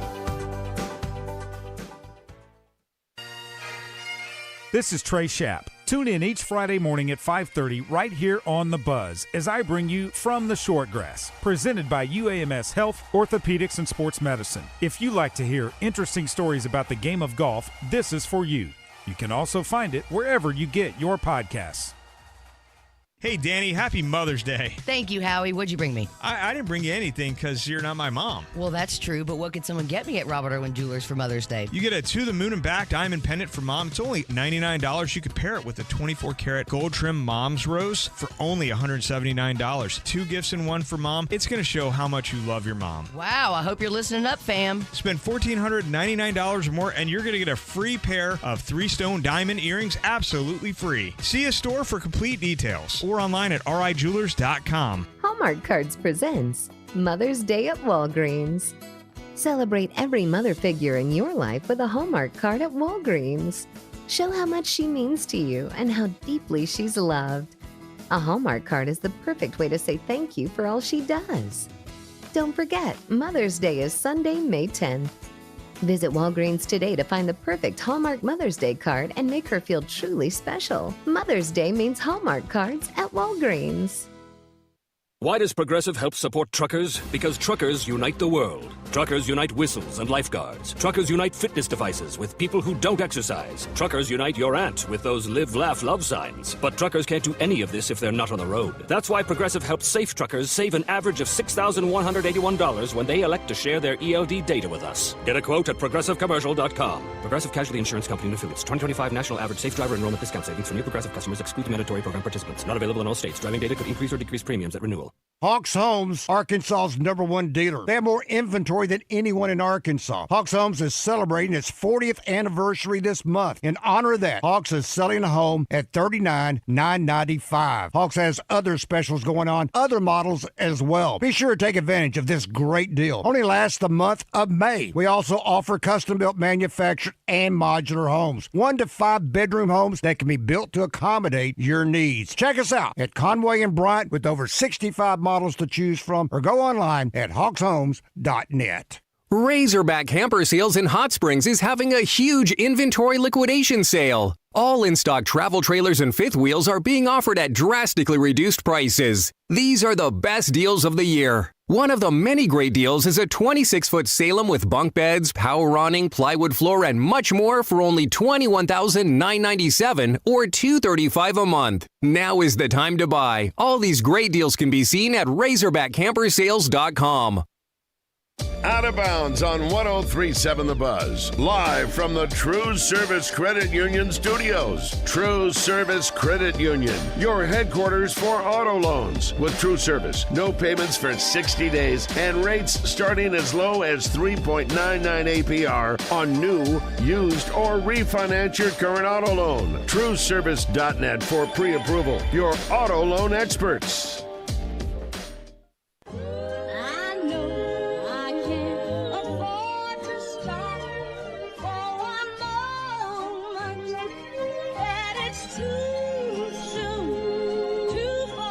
the off of the porch or break up down. Get the if it happen to blow, it makes a round sounds. Piece of cat on my lap. Welcome back to Out of Bounds. Arkansas taking on Mississippi State. A leadoff double for the Razorbacks. They're up 1-0, bottom of the fifth inning. Though we've had a little drama the last two innings. Mississippi State had runners in scoring position in the fourth. Peyton Barnum had runners on first, second, nobody out. Had a couple of strikeouts, got out of the inning. Then top of the fifth, Mississippi State hit a 2-out double.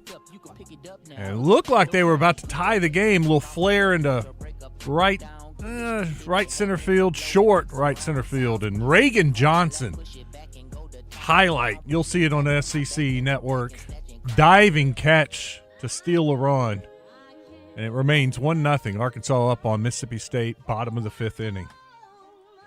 That's Stephen Davis, the voice of the Travelers, joining us now. No games for the Travs today, so he's like, I got to get on the radio somehow, so let's come on up to the studio.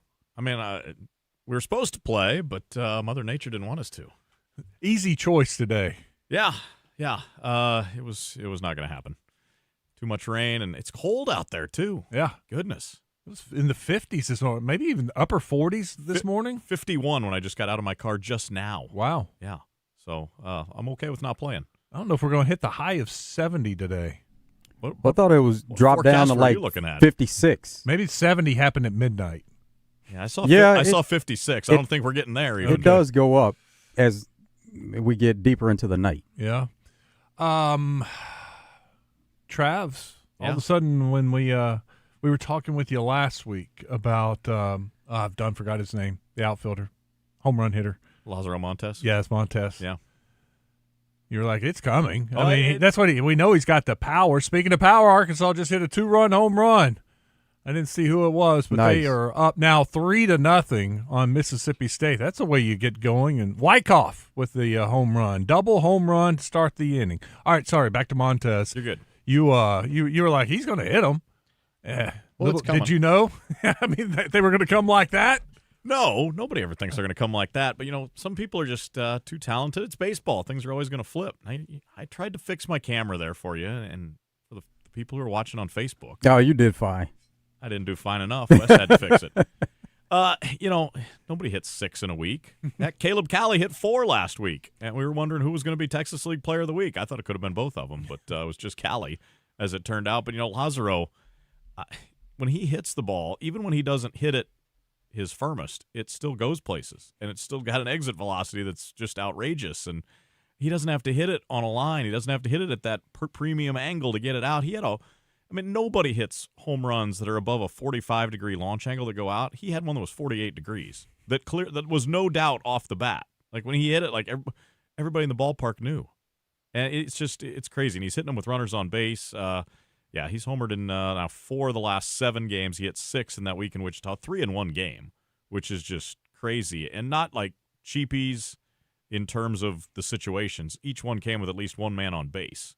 So it's not like they were just, we're way behind and he's leading off an inning. Let's just throw him something. No, they were all in key situations. Is that something team has been missing leading up to this point, where you're getting 2-run home runs, 3-run home runs, as opposed to just the solos? Yeah, it had been a lot of solo home runs early in the year, but we've talked about this before. Wes has harped on the fact, Dickey Stevens Park, you don't get a lot of runs. You don't get a lot of home runs specifically. This team's 3rd in the league in homers right now, and a lot of it is at home. It's not just all on the road right now. When you get homers with men on base, obviously it's better than solo homers for putting runs on the board.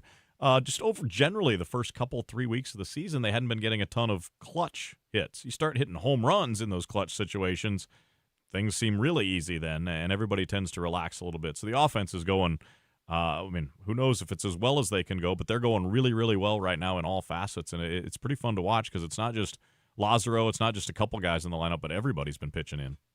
Didn't I see a Trav got called up? Yes, Nick Davila got called straight to Seattle. We were in Wichita, and Mariners are going through some changes, some injuries on the position player side that hasn't affected us at all, but on the pitching side, they needed another bullpen arm, and Nick had been throwing great to open the year. He's a guy that was in big league camp, so they'd put their eyes on him. And, when you just put the raw numbers out there and you see his strikeout rate is 25% or above, his walk rate's down in the single digits, and his ground ball rate is in the 60 percentile. You're talking like 65% of the time he's getting ground balls on balls in play. Those are numbers that you just don't see very often. So they're like, all right, let's see what this guy can do up here. And, well, he's thrown once in Seattle. He threw a scoreless inning, struck out Bobby Witt Jr. So, pretty solid debut. Get a 0 on the board and have a strikeout and get those butterflies out of the way for a guy who goes straight from Double-A. So it's always cool when a former Trav gets to the big leagues. It's a touch more special when they go straight from you, because it's unusual still for guys to go from Double-A straight to the big leagues. But Seattle will do it on occasion, and did it again with Nick Davila last weekend. So when a team is on the road and that happens, what happens with Travs when they lose a player like that? It just creates an opportunity for the next player coming up. Exactly. We didn't even get anybody in. We had a pitcher that was on the development list, which basically means they're with us and healthy but not active. He had just gone on the development list a few days before, so he got activated, put back on the active roster. So that's how we filled out our bullpen for the Travs. But basically, yeah, especially if you're on a road trip, even a home or a road, it doesn't matter. Sometimes they'll wait till the end of the week till they can kind of reset and evaluate where everything is with the Monday off day across the minor leagues now before they'll really start shuffling things around. But, yeah, you just kind of go with what you got, and next guy up, step in, fill in, and see what you got. We got enough guys that there's enough talent and enough guys that they just need the opportunity sometimes, and sometimes that opportunity gets created by one guy not being available, whether it's through a promotion or an injury or whatever it might be. And that's the beauty of minor league baseball, is those opportunities are going to show up. You just don't always know when. So you got to be ready every day, because that might be your day. Was there a cool story about him getting the news of getting called up? Not really. I think it was just kind of a quick deal of, hey, we need to get Nick on a plane tomorrow morning first thing, get him off the field right now. And he didn't even go out for the game that night. It was just it was a very quiet, under the radar, let's not make a big deal out of this. Seattle didn't want any news slipping out, because they'd actually called a different guy up that day. And it was a whole, I don't want to say a whole situation, but it was a whole. The situation was they had one guy up from Tacoma, and Nick was going to be activated the next day, and they didn't want that out, so there wasn't a chance to make a big deal of it for anybody. So it had to be kind of under the radar and slid through that way. Gotcha. Got Stephen Davis with us, voice of the Travelers. He's in the studio. No game today. When's the makeup? Friday. We're not going to play 2 tomorrow. We'll play 2 on Friday. So you can watch 2 games and get post-game fireworks on Friday.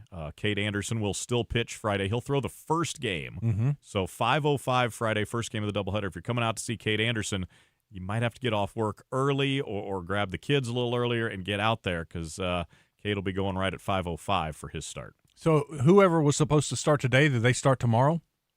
It's different every time there's a postponement.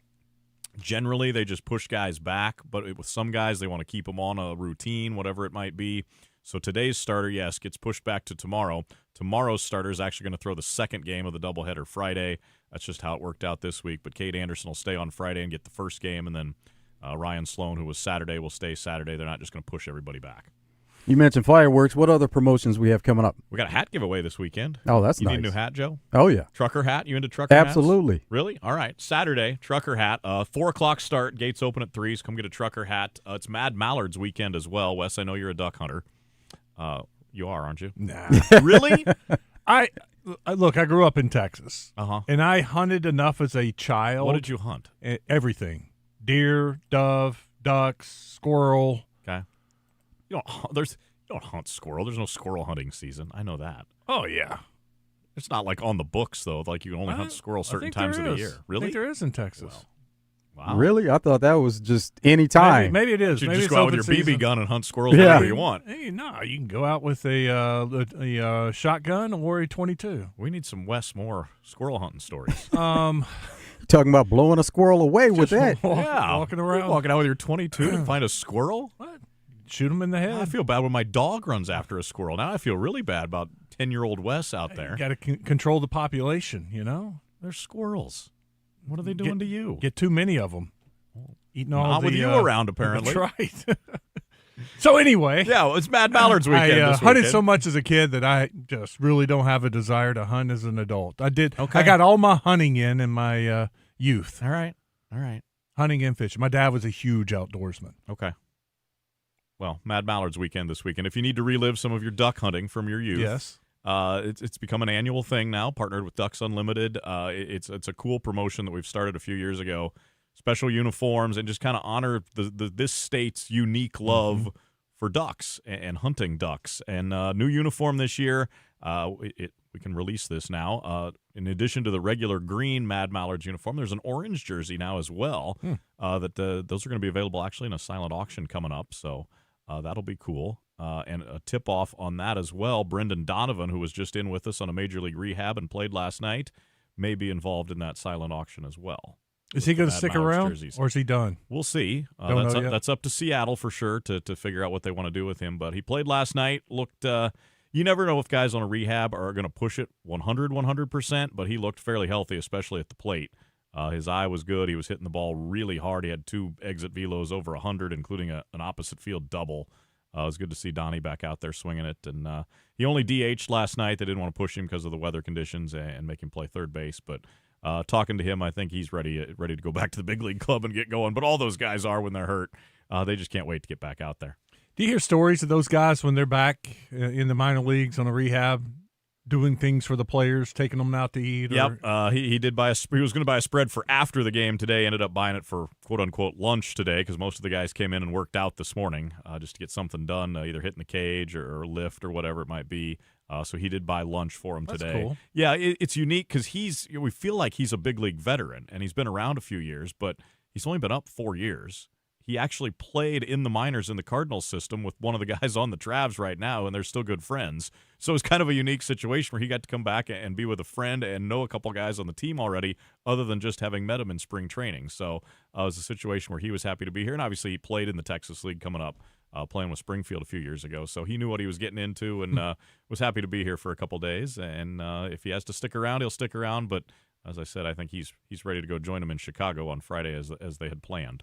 How's the race in the Texas League going? We're right back in it. Last time, a couple weeks ago when we talked, you asked about the standings, and I tried to change the conversation away to something else. But I said at the time, like, hey, you're going to win some ball games. It's coming up with this group. We just felt like this team was too talented. I didn't think they would go win 10 out of 11, which is what they've done right now on their second 5-game winning streak here in the last 2 weeks. But that's where the Travs are. They've played themselves back into second place in the division, and they're playing the first place club this week. Beat Tulsa last night. 5 more to go this weekend. This is your one chance to directly make up ground on Tulsa before the first half ends. It's the last time you play the Drillers this half. So it's weird to say. It's kind of almost a college-ish baseball situation where you think, hey, this series in April might be the one that determines the top of the standings when you get to the end of May. It's weird to think that when you get to mid to late June and you're sorting out the first half title, that this series here in the beginning of May might be the one you look back on and go, man, if we'd won one more game, things would look a lot different. Because there's still a long ways to go, obviously, but Tulsa's in first. They played really well. I don't think they're going anywhere. Their offense is too good. So this is the Travs' chance to make up some ground on the Drillers and be right there at the end, hopefully. How have they matched up so far this season? So the 6 we played over in Tulsa earlier, they took 4 of the 6, but the Travs had not just leads, but late leads in 5 of those games. Lost 3 of them, won 2, and then didn't fare very well in the Sunday ball game over in Tulsa. And then last night built a 9-0 lead and cruised to an 11-7 victory. So I would say the Travs have matched up fairly well with Tulsa so far. It's a different game, though, when you play over there versus over here, although the ball was carrying here last night, which, again, is rare in this ballpark. So we'll see how it is this weekend as the temperature warms up and that wind starts coming in off the river from right field. Maybe the ball doesn't go as well. Tulsa traditionally is one of the teams with the Dodgers. They always have power hitters that if you keep them in the ballpark, you've got a really good chance to beat them. So the Travs, historically, over the last 10 years or so, have fared pretty well against Tulsa in this park because it's easier to keep them in the park here, although their guys, when they hit it, it's going out in any park. So, I think the Travs match up pretty well. When you've got good starting pitching, which the Travs do, you feel like you got a chance every night. And I think this group right now, the way they're swinging it with the starters they run out there and the way the bullpen's going, they feel like they could beat anybody any night right now. Arkansas River runs through Tulsa also. Is their ballpark located close to the river? It's not right on the river. It's on the side of downtown that's away from the river, but it's close enough that I say there's 3 ballparks essentially on the Arkansas River in the Texas League, all in the North Division, Wichita being the other one. But Wichita and our ballpark, you can see the river, or at least where the river is, from the ballpark. It's right there behind right field across the street in both cases with here in Wichita. Tulsa, you've got to go maybe a mile and a half across downtown before you hit the river. The river there is not even really a river. I don't know if you guys have been to Tulsa lately, but there's actually water in the river here, and it runs. There's a current. Tulsa, it's like stagnant, and it doesn't look like there's much water in there sometimes. You see the sandbars and the mud sticking up a lot. It's not a pretty flowing river like it is here a lot of the time. Besides Dickey-Stevens Park, what's your favorite park in the Texas League? You know, I got asked this question again the other day, and you can't go wrong. I like them all for various reasons. There are some I like better than others, and 5 or 6 that are just fantastic. There's one that's separated for me just because the city and the location is different than the rest of the league, and that's Corpus Christi because it's on the water. Everywhere else is landlocked. I count rivers as being landlocked. Oh yeah. But you get out of the bus there in Corpus, and it's a little more humid because you're right there on the bay. You smell salty air. It just feels different. And the ballpark's right there on the ship channel. You've got the big bridge.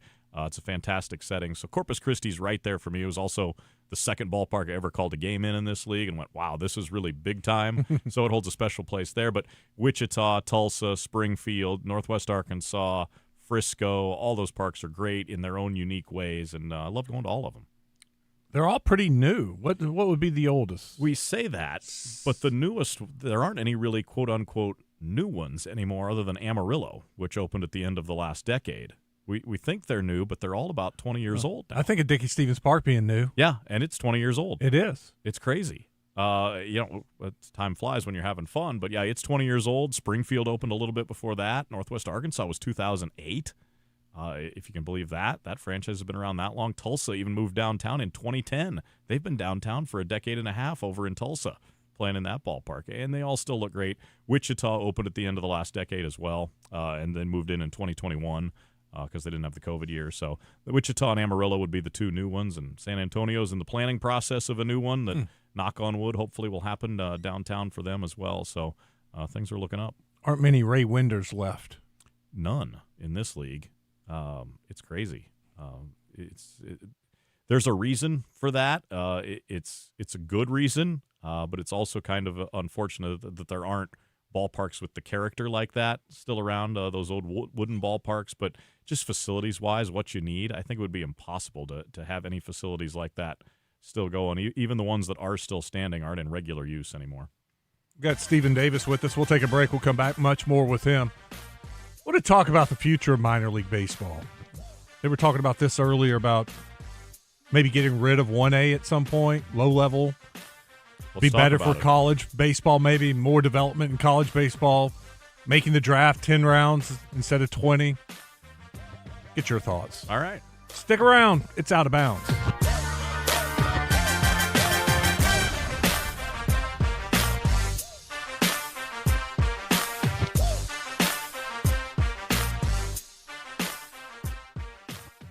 Guys, it's Dee Dee from Ava Bella Day Spa. Guess what's right around the corner? Yep, Mother's Day. And we have the special packages for you. The Mama Time for $100. All the way up to the Mom and Me, where 2 of you get to come into the spa. Go to avabelladayspa.com, click on Instant Gift Certificates. You can print it off or send it right to the recipient. Or come on in our shop, 301 North Shackleford Road, Suite C3. That's Ava Bella Day Spa. There's nothing better than calling the Hogs with your fellow Razorback fans. Now's the time to start making lasting family memories with the Hogs by joining the Razorback Foundation. Annual memberships start as low as $50 per year. The financial support provided by Razorback Foundation members makes a once-in-a-lifetime experience possible for more than 465 student athletes. Your gifts provide scholarships, academic support, training and nutrition, as well as professional and personal development assistance. Razorback Foundation members earn access to season tickets, priority seating and parking, tailgating, invitations to exclusive coaches and player events, as well as discounts to local restaurants and Hog Heaven stores. Your support will help the Razorbacks continue the path of success and bring home even more SEC and national championships. Text JOIN to 479-349-4313 or visit RazorbackFoundation.com for more information. That's JOIN to 479-349-4313. Can't wait to see you on the Hill. Go Hogs! Memorial Day weekend.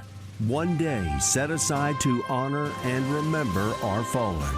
The other days are for you to unwind and relax at Lazy Boy of Little Rock. Comfort meets big savings with up to 50% off store-wide. Plus, free delivery, which means comfort comes to you. Memorial Day weekend. Honor and remember those who have sacrificed for us. Stop by Lazy Boy of Little Rock, 1000 South Shackelford. Long live the lazy. Down south, a handshake means something, and we let our actions do the talking. The Brad Hendricks Law Firm is rooted in Southern tradition and grit. Southern born and raised and Arkansas based, Brad Hendricks is named a Mid-South super lawyer year after year. So for car and big truck wrecks, medical malpractice, wrongful death, bankruptcy, and Social Security claims, his law firm produces results. The Brad Hendricks Law Firm. Southern roots, serious results.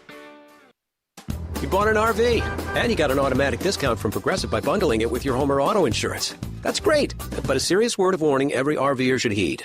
You don't need to talk about things like dry weight or dump stations. And you don't need one of those expensive water filter straws either. Because the most extreme thing most RVers encounter is a campsite without hookups. So just enjoy yourself. And Progressive's automatic discount when you bundle your RV, boat, or motorcycle with your home or auto insurance. Progressive Casualty Insurance Company and affiliates. Not available in all states or situations.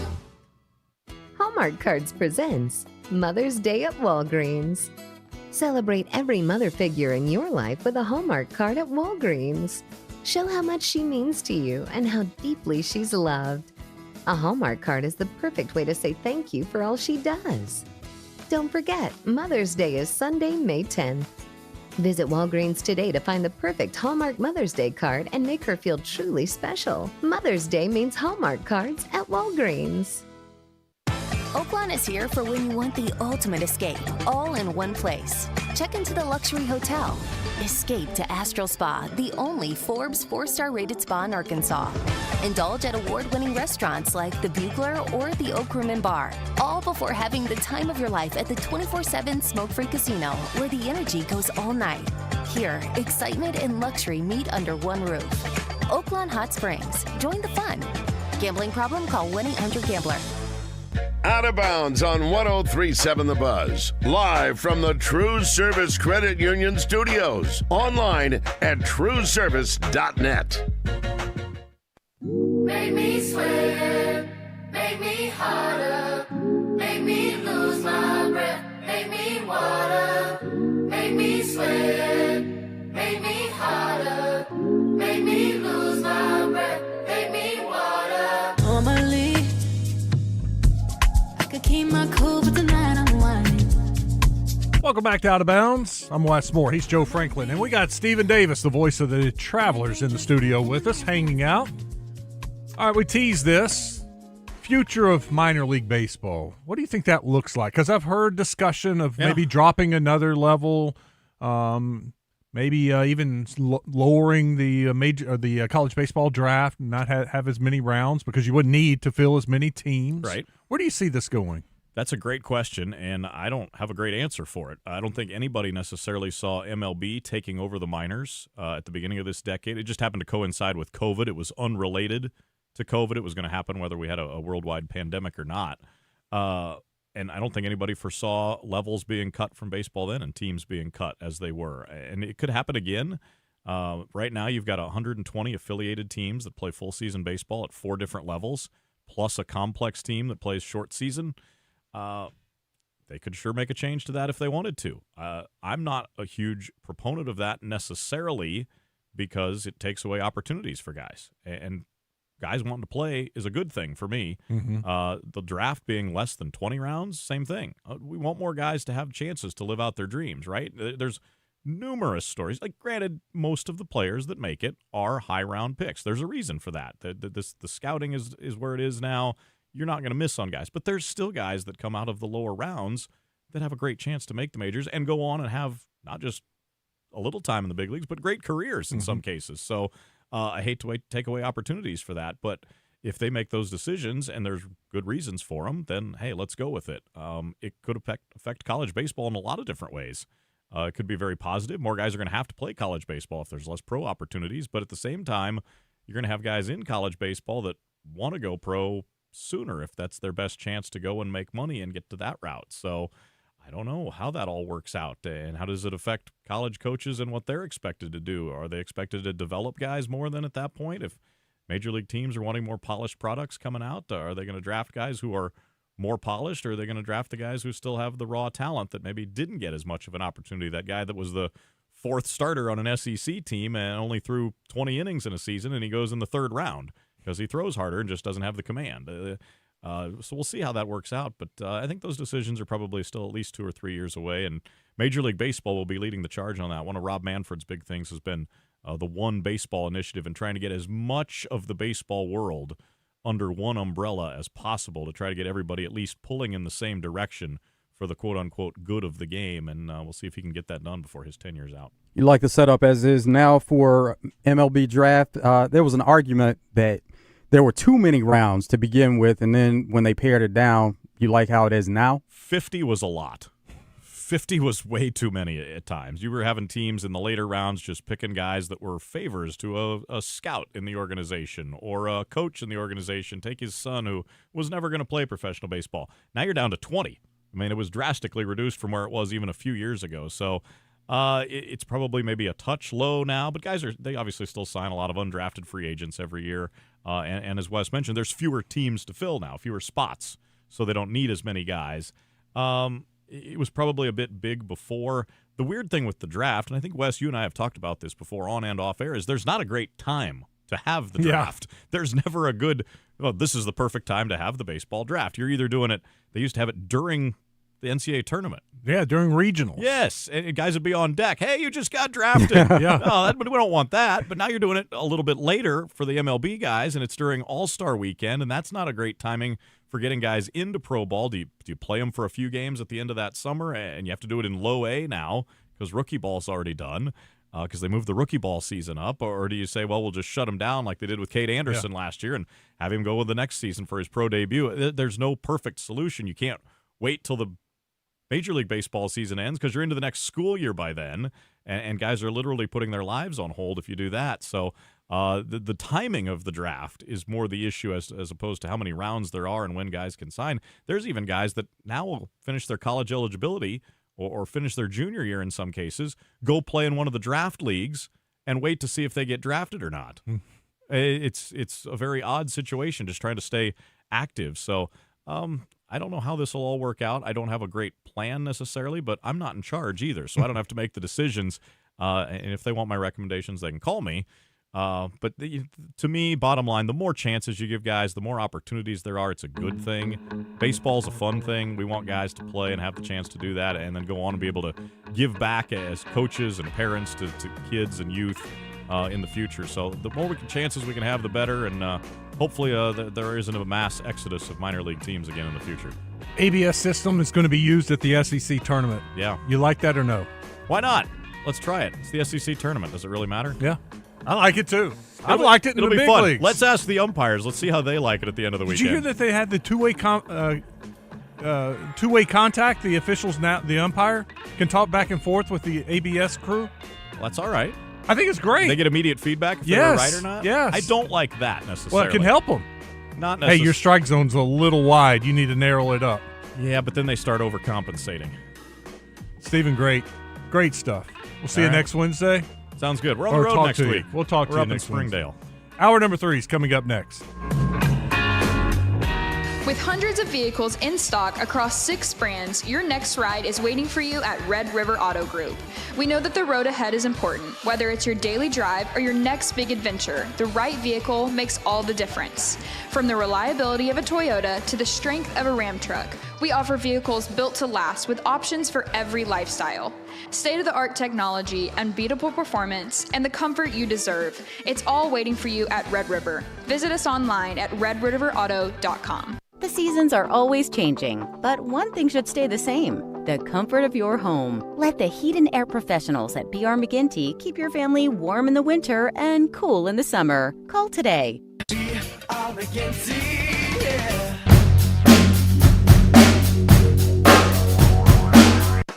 Motorcycle riders are just like you and me. They could be your neighbor, your friend, your doctor, or maybe the pastor in your local church.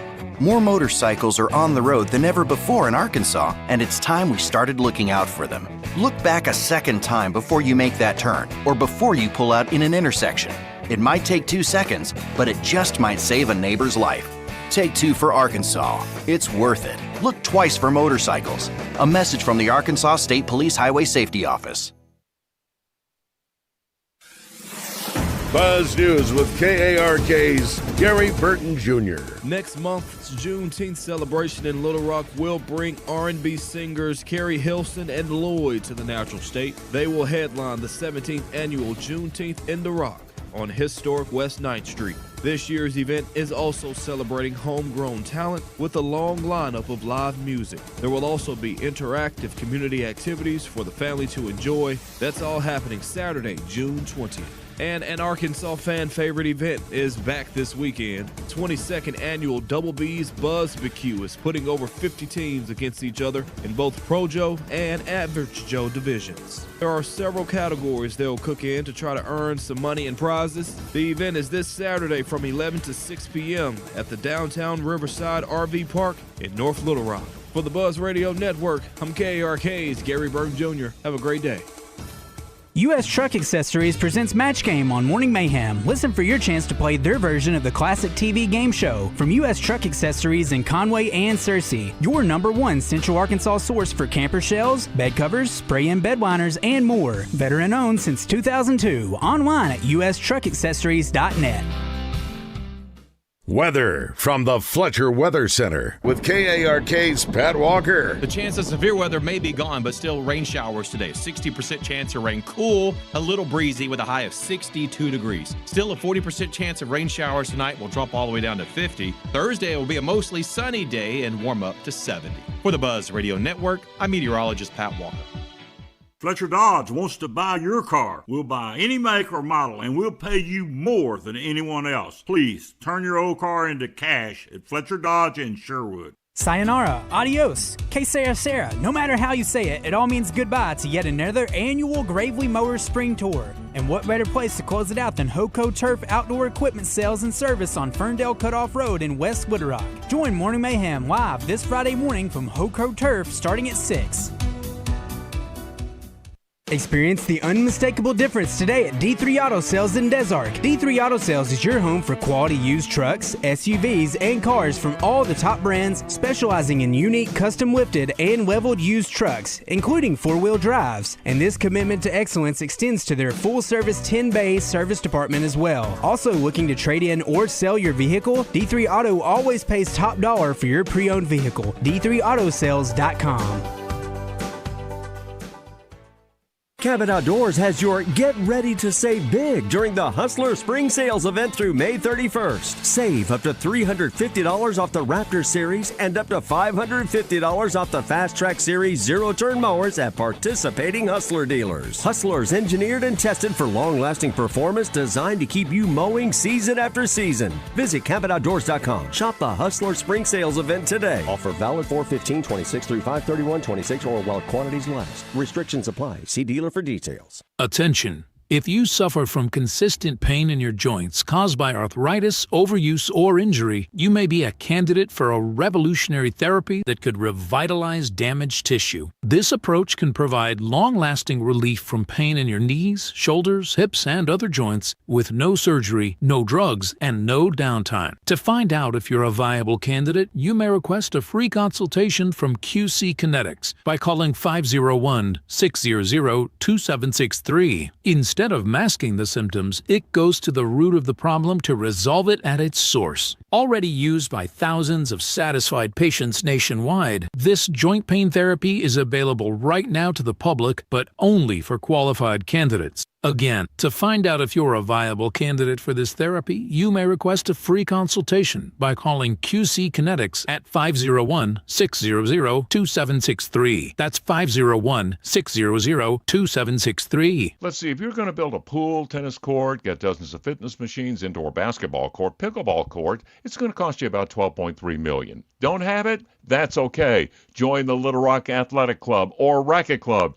People will witness the fitness. When the unthinkable happens to your home or business, whether it's damage from smoke, water, fire, or mold, let Rainbow Restoration make you whole again. Their extensively trained team, state-of-the-art equipment, and 24/7 rapid response will help get your life back on track fast. Because this isn't just their service area, it's their home. When you need them, find them at ArkansasRestorationExperts.com. Rainbow Restoration, where they restore, you recover. Services performed by an independently owned and operated franchise. Every 40 seconds, a child is reported missing. Find the Children is a nonprofit organization dedicated to helping find missing kids. You can be a part of their mission by donating your unwanted car. Call 1-800-294-0222. You'll receive the maximum tax deduction, and we provide fast, free pickup. Call 1-800-294-0222. Donate your unwanted or unused car. Call 1-800-294-0222. This advertisement was paid for in partnership with Cars R Us and Find the Children. Michelle Smallman here. PayPal is now the official peer-to-peer payment sponsor of the NFL, which means all the money moments that fandom creates, whether splitting tailgate costs or chipping in on tickets and game day food between friends, are covered. Wherever the game is played or watched, PayPal moves with fans. You can send money through text, email, or directly to your friends with eligible accounts on Venmo. Just download the PayPal app and share all the moments that matter. Account with PayPal is required. Not available in all regions where PayPal operates. Live from the TruService Credit Union Studios. This is Out of Bounds with Wes Moore and Joe Franklin on 103.7 The Buzz. Where my accountant lives, in fact, I'm down in this. You say with my boo-babe tastes like Kool-Aid for the analyst. Girl, I can buy your Westie world with my base stuff. I know that it's good, won't you sit it on my taste buds? I get way too petty once you let me do the extras. Pull up on your block and break it down, we playing Tetris. AM to the PM, PM to the AM phone. Eat up your per diem, you just gotta hate them phone. All right, welcome back. Hour number 3, and during the top of the hour commercial break, Arkansas finished off Mississippi State, and they win 3-0. Peyton Burnham with the shutout. Arkansas gets a home run from Bell and Wyckoff. And they're moving on. They'll take on Alabama tomorrow. 1 o'clock, Joe. We get to watch them again tomorrow. Nice. That was a quick-moving game, too. Well, Usually they started this game at 1:25 because the first game went long. They were supposed to start at 1, but the first pitch 1:25, and they were done like at 3:02 or 3 o'clock. Somewhere it was like an hour and 35 minutes. Very fast game. What's Trending in Sports is brought to you by Arkansas's own West Rock Coffee. Join West Rock Coffee, the Razorbacks, and their 1.5 million farmers around the globe. It's fall, so now it's time for your team to stock up on coffee, tea, and water delivered directly to your business. Contact them at westrockcoffee.com or 833-886-JAVA today.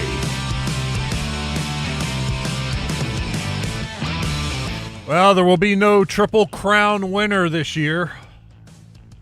It is official. Golden Tempo is skipping the Preakness Stakes. They put out a statement earlier this afternoon. It says, Golden Tempo gave us the race of a lifetime in the Kentucky Derby, and we believe the best decision for him moving forward is to give him a little more time following such a tremendous effort. His health, happiness, and long-term future will always be our top priority. We're looking forward to pointing him toward the Belmont Stakes and are excited to see what lies ahead of this very special horse. Have to protect that investment. Yeah. I heard a great interview with Cherie DeVoe earlier this week, before they made the decision, obviously. And one thing she pointed out was just the difference in the length of race. And that was something they had to consider, that this horse is kind of built for the length of the Kentucky Derby. And that's what it needed, all of it, to come back and get the victory. So she did point that out, that it may not be the race for them. But first things first, they had to check on the horse and just see how Golden Tempo was responding. You don't want to let down, in a sense, and that's what it would be if the horse didn't perform as well in this next upcoming race because it's at a shorter track, and you want to go with the horse's strengths. And if the strength is running a longer race, then Belmont would be the next race that would suit the horse's strengths. That's what we're going to do.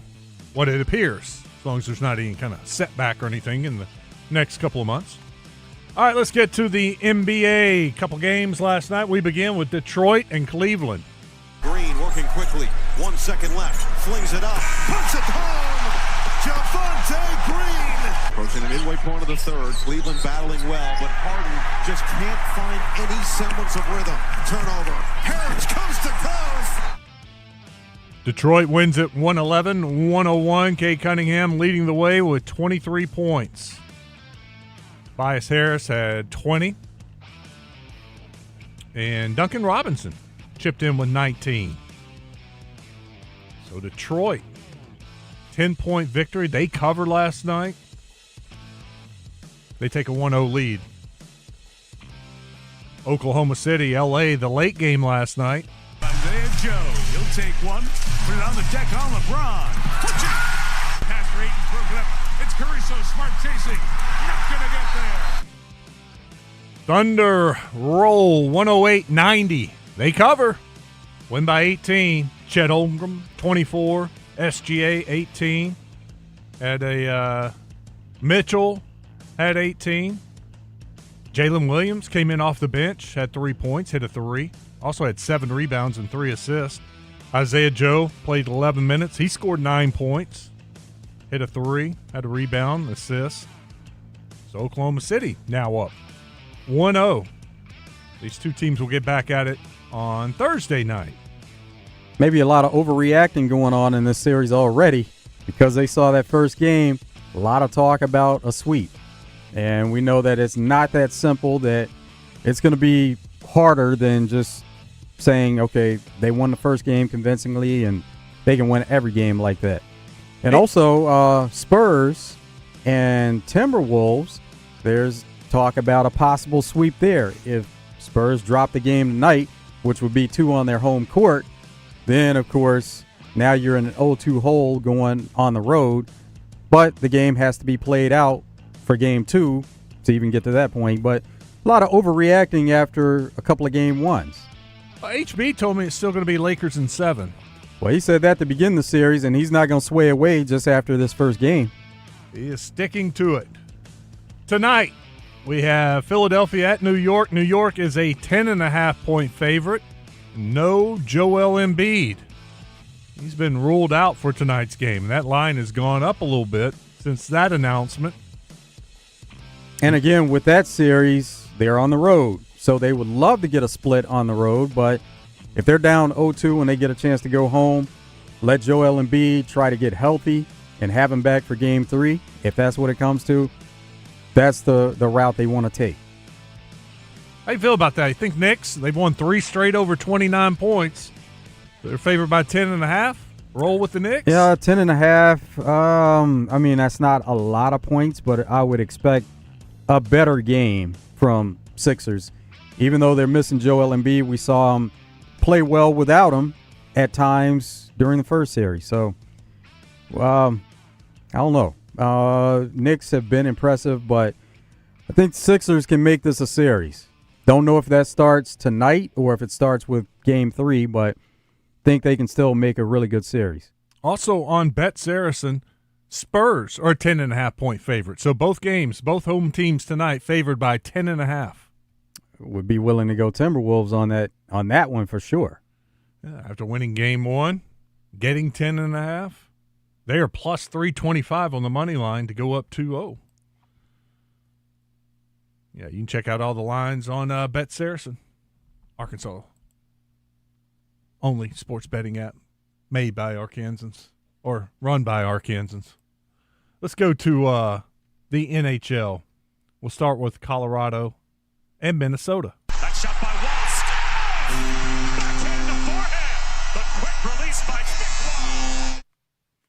5-2. Another high-scoring game from Colorado. Got that over once again. 13 goals in 2 games? Yeah. Any of their games over is probably worth looking at because they can score quite a bit. Yeah, they. I think it was 8-5, right? The first game? It was 9-6. 9-6. 15. And then they scored 5, so 5-2 in this one. And actually, after we spoke, the over-under went up to 6.5. They still hit it with 7 goals, 5-2. Everybody was hammering that. Trying to night. adjust, and it still didn't matter. Yeah, let me look on BetSaracen and see if they got already the line. I'm sure they do for the next game. They do. It's already at 6.5. They've adjusted. Colorado, Minnesota. At Minnesota, it's over under 6.5. All right, so Colorado wins 5-2. Tonight in the NHL, we got a couple of games. Canadian Sabres, 6 o'clock on TNT. That's the game 1. And then in the West, got the Ducks and Golden Knights, Vegas up 1-0. At home, trying to make it 2-0, 8:30 start on TNT. Now to Major League Baseball. We'll begin with the Angels and White Sox. Here's a fly ball to left from Trout. This one sends Antonacci back out to the wall. It's gone!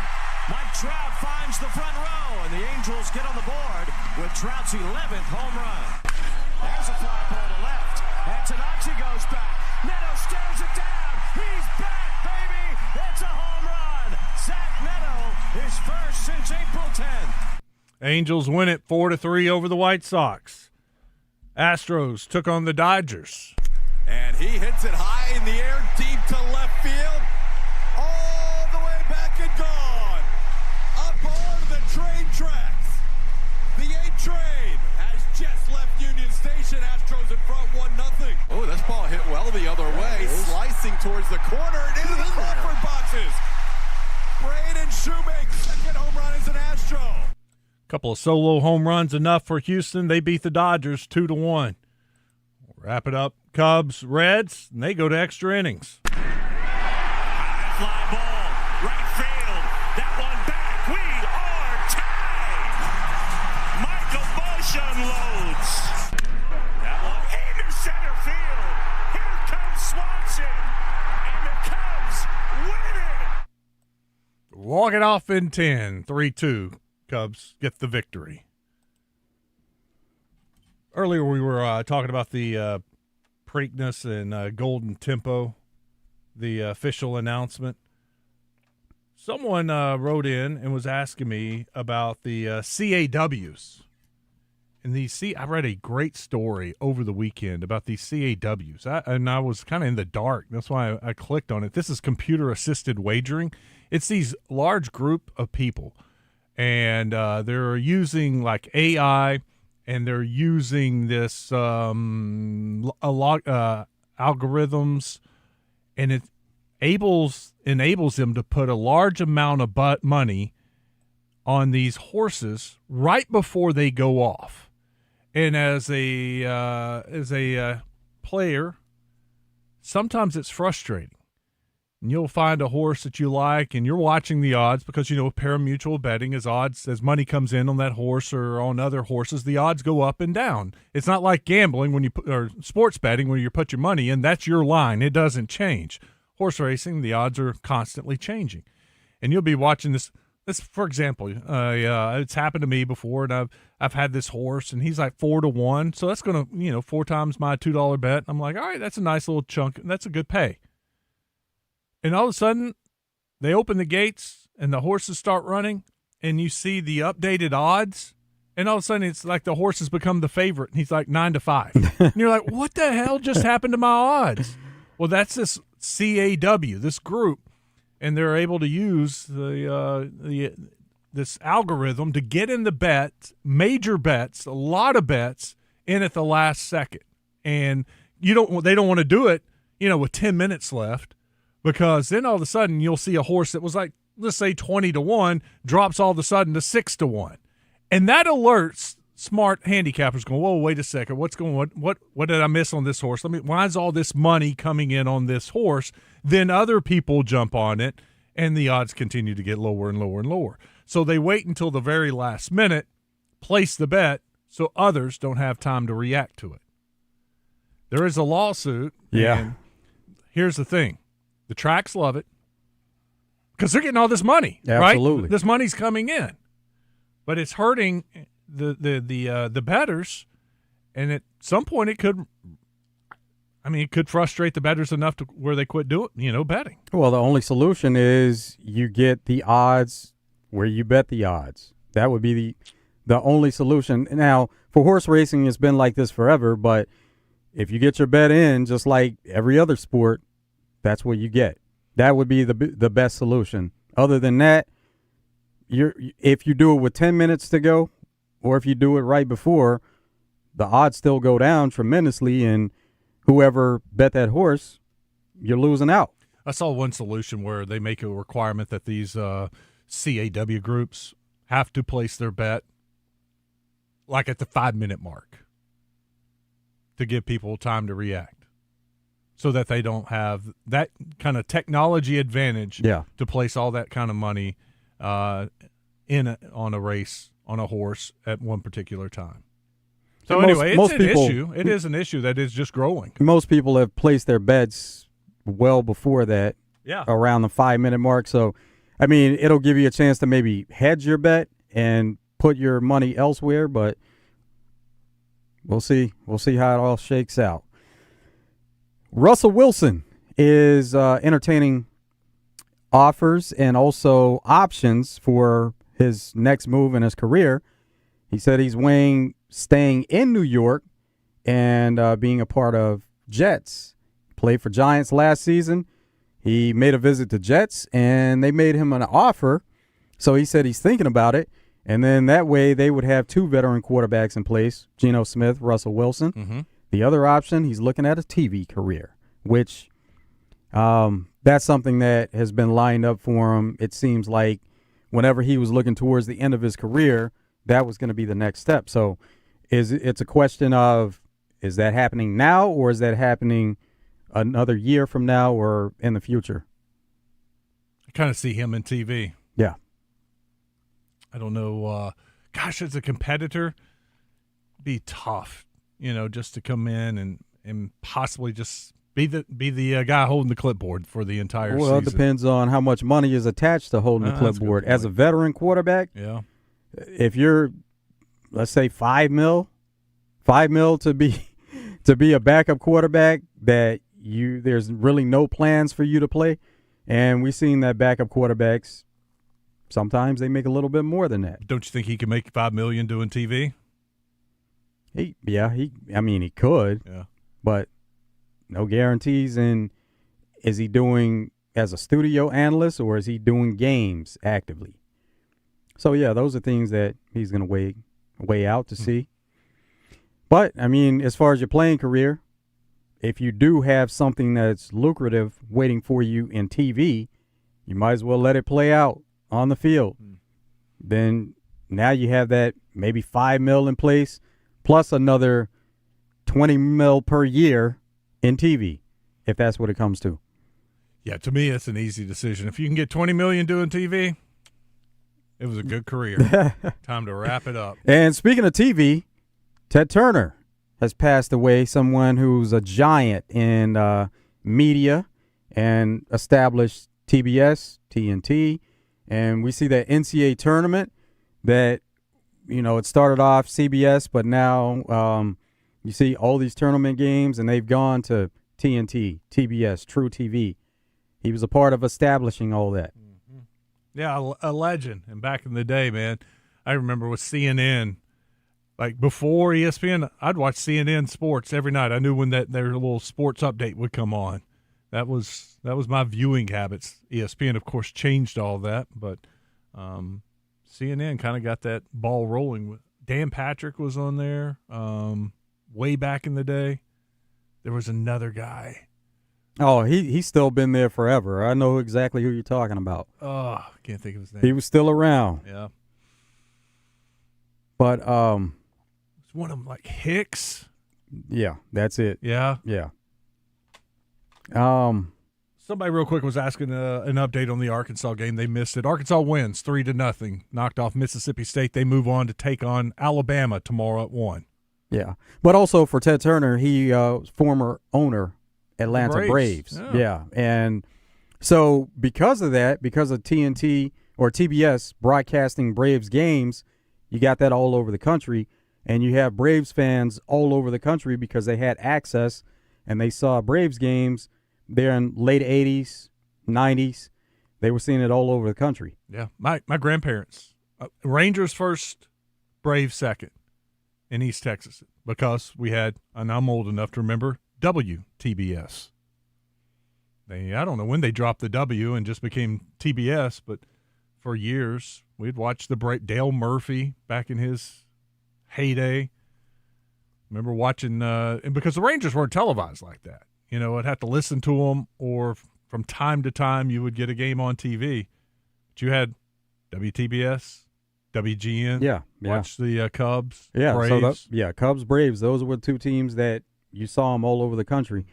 That's interesting, though, because those are local TV stations that were broadcast all over the country that Rangers didn't have a local broadcast at the time.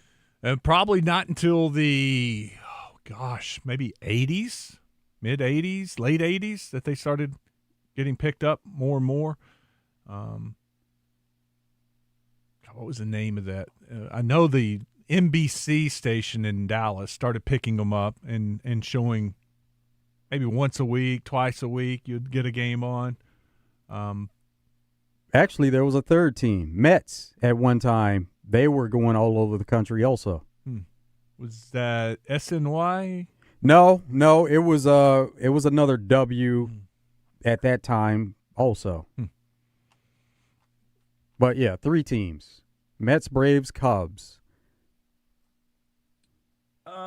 Wondering if Arkansas, with the win today, locks them up to host a regional. Yeah, when we talked to Kyle Sutherland yesterday, he said no matter what happened at the SEC tournament, not only would they host a regional, he believes they're a top 8 seed.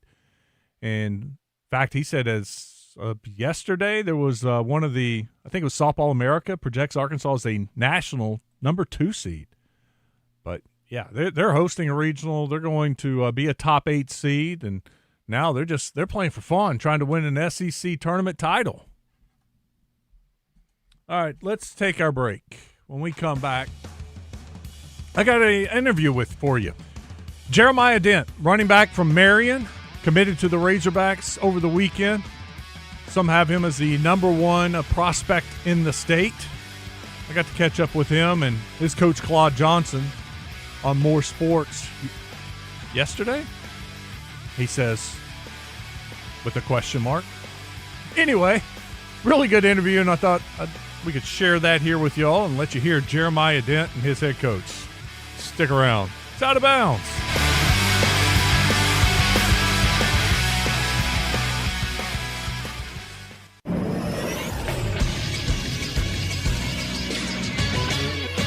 This is Sports Center. The Arkansas Travelers got a 2-run single from Nick Raposo, and Jared Sundstrom's 3-run home run capped a 7-run third inning Tuesday as the Travelers beat the Tulsa Drillers 11-7 at Dickey-Stevens Park. Arroyo finished 3 for 5. Sundstrom and Lazaro Montas had 2 hits each for Arkansas. The Travs and Drillers were scheduled to continue their series today, but the game got rained out. They'll play it as 2 7-inning games on Friday. Moving to softball, Ryan Gaddis had an RBI double that scored Ariana Gonzalez in the third inning Tuesday, but it was the only run UAPB would muster in a 4-1 loss to Florida A&M at the SWAC tournament in Gulfport, Mississippi. The Golden Lions face Bethune-Cookman this afternoon in an elimination game. I'm Todd Pierce for the Buzz Radio Network.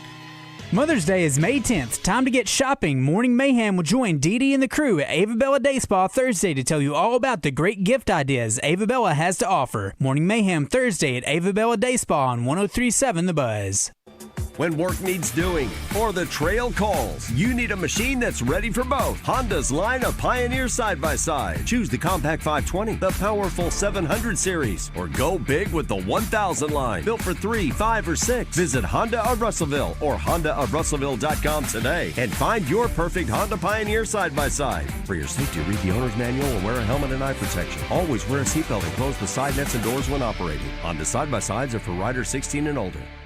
We set the jailbirds free. It's criminal not to hire Lion Legal. For exceptional communication and exceptional results in all criminal-related legal matters, hire Lion Legal to come roaring to the rescue. FanDuel, in partnership with Oaklawn Racing Casino Resort, is now available in Arkansas. Right now, new customers can bet $5 and get $150 in bonus bets if your first bet is a winning bet. That's right. Turn $5 into $150 in bonus bets just for getting started. FanDuel makes it so easy to get closer to the action. From player props on all your favorite stars to all the tools you need to back them up. It's everything you need all in one app. So don't miss your shot. Head to FanDuel.com/Arkansas to get started. FanDuel, an official partner of the NBA and Oaklawn Racing Casino Resort. Play your game. 21 plus and present in Arkansas. First online real money wager only. $5 first deposit required. Bonus issued as non-withdrawable bonus bets, which expire 7 days after receipt. Gambling problem? Call 1-800-GAMBLER.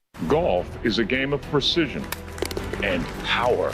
Every detail matters. The same must be true for luxury. Genesis delivers with every stroke of craftsmanship, every stitch of quality, and every surge of performance. During the Genesis Signature event, get 0.99% financing on a new GV80 or GV70. Experience the Genesis GV80 or GV80 Coupe for yourself at Genesis of Conway. The future of luxury today.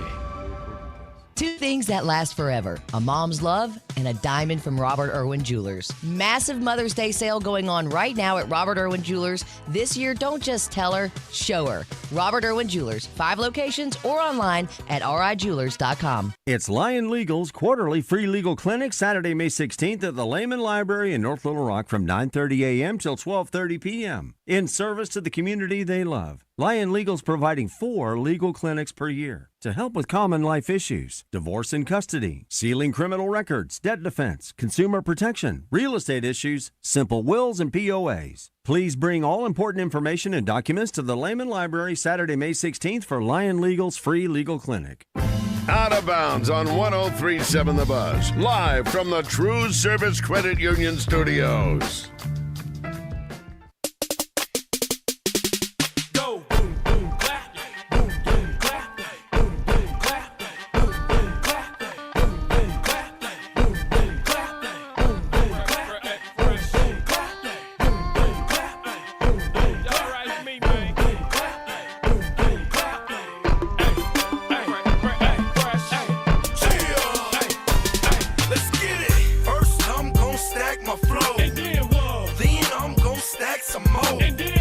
Welcome back to Out of Bounds. Wes Moore and Joe Franklin with you. Earlier today, I guess it was at 1 o'clock, the NCAA golf regionals were announced, and Arkansas is well represented. In fact, the Razorbacks will be the number 1 seed out in Corvallis. First time in school history, they're the number 1 seed at a regional. Then you have A-State going to Arizona, and Little Rock, the Trojans, are going to North Carolina. They're an 8 seed, so 3 of the men's golf programs in the state headed off to regionals. And I think UAPB, too. I think they won the SWAC. I did not see anything on them. Had to look for it. So could have 4 men's golf teams. They've had success recently here in golf also. Yeah, now that I think about it, they did win the SWAC because it was the 3rd time in 4 years. And I think it was last year they didn't win it, but then they went to the HBCU Classic and won that. That was like their postseason big golf tournament afterwards. So they didn't win the tournament, but their SWAC tournament, but they won the HBCU tournament at the end of the year. All right. Caught up with Jeremiah Dent and Marion head football coach Claude Johnson not long ago on More Sports. Jeremiah committed to the Razorbacks over the weekend. Running back from Marion, some consider him the number 1 prospect in the state. And was talking to him. I really wanted to know, how's it feel now that you're a Razorback, and why Arkansas? I feel amazing just to be able to get it done, focus on the school ball, let's bring a state championship home. I feel like, me committing and everything, it relaxed my recruitment process. It allows me to focus on myself, focus on my teammates more, just bring a state championship home, like I said. But it feels amazing. What was the process like for you? Was it difficult?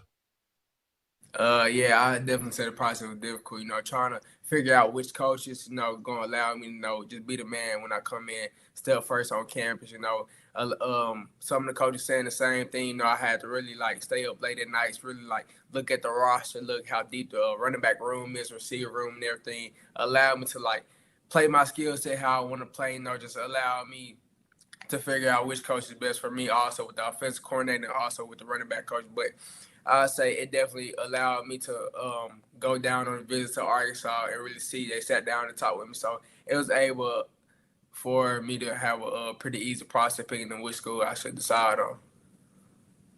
Coach, you're new to Marion, but I know you've gotten to see Jeremiah Dent a little bit. What is Arkansas getting in him?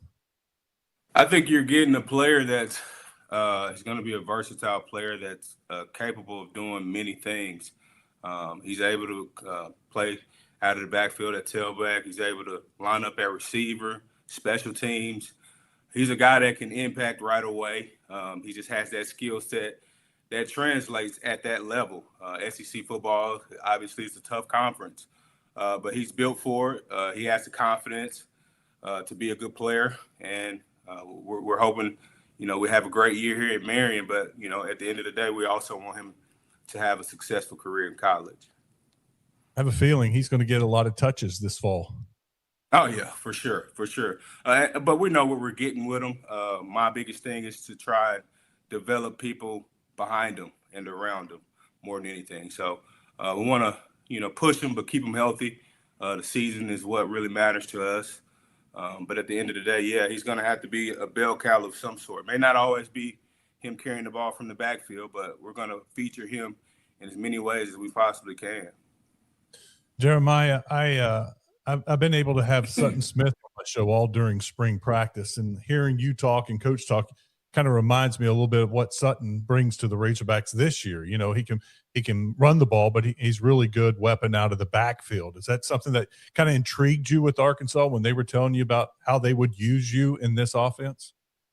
Yes, sir. They definitely compare me to like Son Smith, how he did his thing at Memphis, then translated to Arkansas, they kind of see me as a Son Smith, like, going out to receiver, doing my thing, then catching a few balls out of the backfield and running the ball. But, mainly my comparison was to him. But, I say it was a pretty good feeling, getting compared to him. What's it mean to you to play for the state school? Man, it means a lot to me to be able to represent that Arkansas on my chest and say I came from Marion, Arkansas, being at home state, and, saying that I did it from my home state and everything, then hearing my name called from the NFL draft, knowing that I did it from Arkansas, just staying home, showing like other recruits that you can do it where you from. So, yeah. What do you think about Coach Silverfield and his staff, getting to know them? Now, I feel like they took an excellent jump from Coach Pittman. I feel like with Coach Pittman, it was lagging on the in-state kids, but when Coach Silverfield touched down, he changed the program just quick, flipping the 2026 class, the top players in 2026. Then immediately coming to the 2027 class, they making a big impact. You can see, like, once you go down there, their energy changed, the environment changed, the staff, the hospitality, everything. It's just like a different feeling down there. So I feel like they're doing a great job. Were they recruiting you when they were at Memphis? Yes, sir. So you were already familiar with those guys a little bit, had a little bit of a relationship. Yes, sir. That's good. It was able to carry on. Coach, have you been able to have much contact with the new staff? Get to know them any? As far as the Razorback staff? Yes. Yeah, for sure. As soon as I made it to Marion, Coach Silverfield got in contact with me right away. Coach David Johnson, who's the running backs coach. We made contact right away, and they immediately, told me how they felt about Jeremiah and how bad they wanted him to be a part of the state's legacy. As his coach, I just tried to give him the best advice that I could throughout his process, and I think he made the right decision for his fit. I think the coaches up on the Hill are very excited about him, and they're going to treat him the right way and make sure that his process goes the way that he wants it to. All right. You mentioned the NFL draft earlier, and hearing your name called, is that the long-term goal for you? That you want to be an NFL player?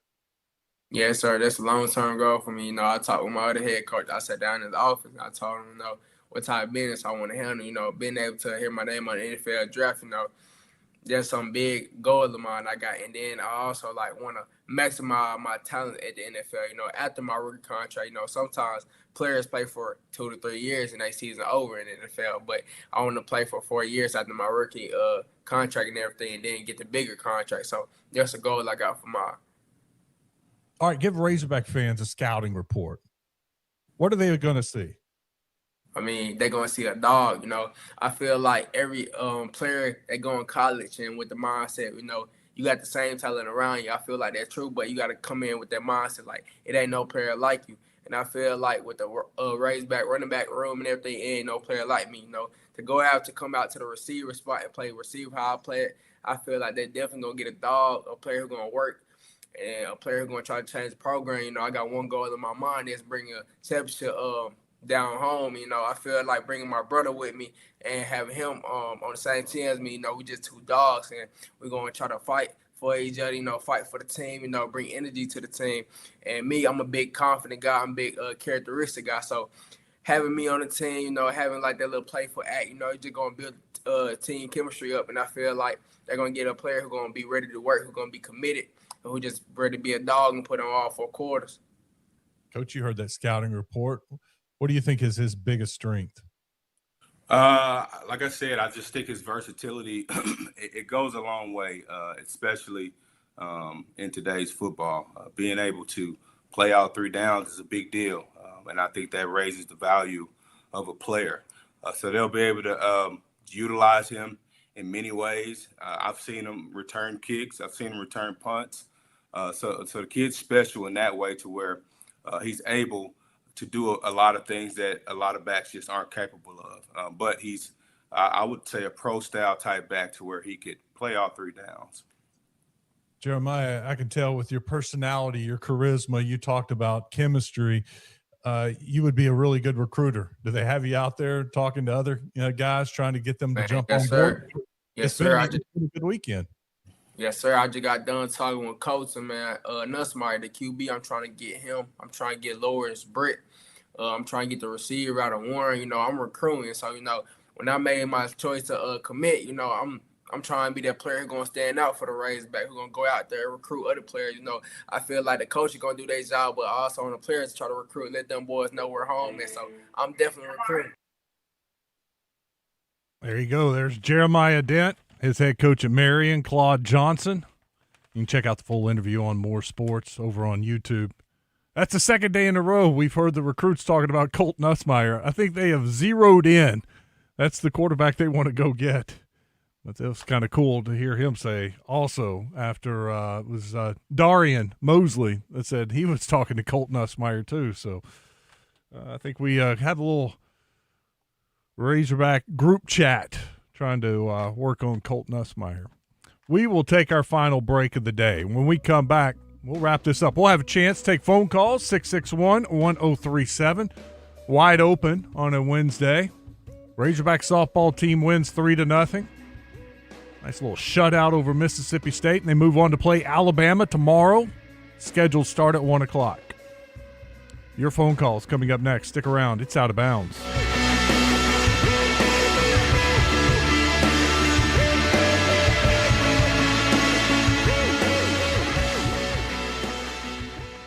Hey guys, it's Dee Dee from Ava Bella Day Spa. Guess what's right around the corner? Yep, Mother's Day. And we have the special packages for you. The Mama Time for $100. All the way up to the Mom and Me, where 2 of you get to come into the spa. Go to avabelladayspa.com, click on Instant Gift Certificates. You can print it off or send it right to the recipient.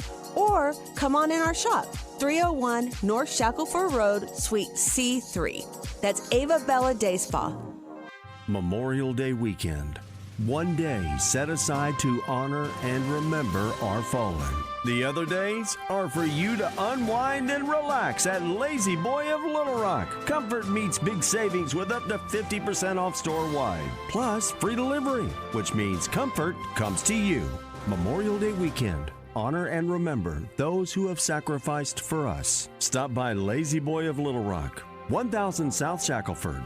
Long live the lazy. Hello, folks. It's Frank Fletcher from the Fletcher Dodge Chrysler Jeep Ram store right here in Sherwood. Well, I looked this up, and we've been in business since 1989. That's a long time. Many dealers have come and gone. We believe our pricing policy and our service after the sale have served us well.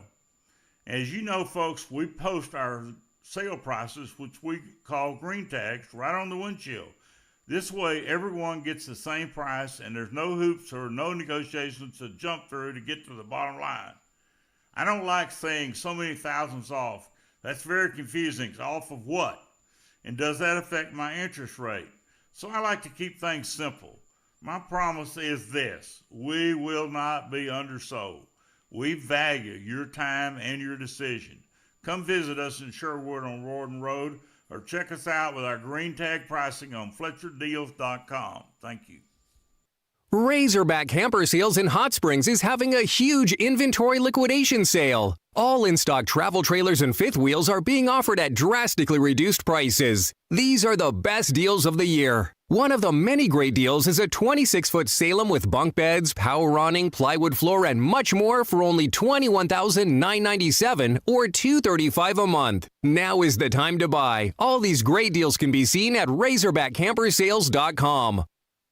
Johnston's Home Center presents Bubba Carpenter when he gets in the zone with Justin and DJ each week. Outdoor supplies, mowers, appliances, and much more can all be found at Johnston's Home Center. Johnston's Home Center in Benton, your one-stop shop. If they don't have it, you probably don't need it. Attention. If you suffer from consistent pain in your joints caused by arthritis, overuse, or injury, you may be a candidate for a revolutionary therapy that could revitalize damaged tissue. This approach can provide long-lasting relief from pain in your knees, shoulders, hips, and other joints with no surgery, no drugs, and no downtime. To find out if you're a viable candidate, you may request a free consultation from QC Kinetics by calling 501-600-2763. Instead of masking the symptoms, it goes to the root of the problem to resolve it at its source. Already used by thousands of satisfied patients nationwide, this joint pain therapy is available right now to the public, but only for qualified candidates. Again, to find out if you're a viable candidate for this therapy, you may request a free consultation by calling QC Kinetics at 501-600-2763. That's 501-600-2763. Shipments of spring and summer fashions are arriving at Bell & Sword. That means swimwear from Saks, Peter Noir golf wear and shirts, Johnny O's store within a store. Be sure to check out the Faraday line and Martin Dingman shoes and leather goods. So hurry in for a great value on quality men's clothing at Bell & Sword for your spring and summer items, and you'll look fantastic. Bell & Sword, 1011 Oak Street in downtown Conway on Facebook and Instagram. Out of Bounds on 103.7 The Buzz. Live from the TruService Credit Union Studios. Online at TruService.net.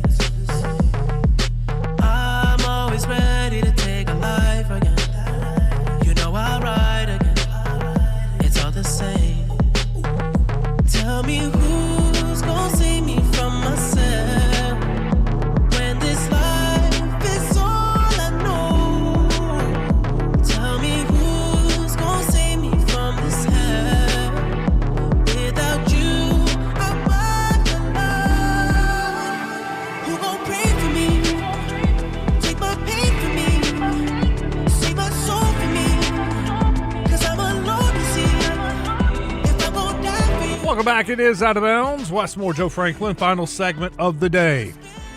You want to join us, 661-1037. We can do that. We got about 10 minutes or so. I'll hit the Middleton Heat and Air text line. Let's see here. 501 says, all I heard from that interview was me. Man, hater. I was asking him about him, so I would hope he would talk about himself.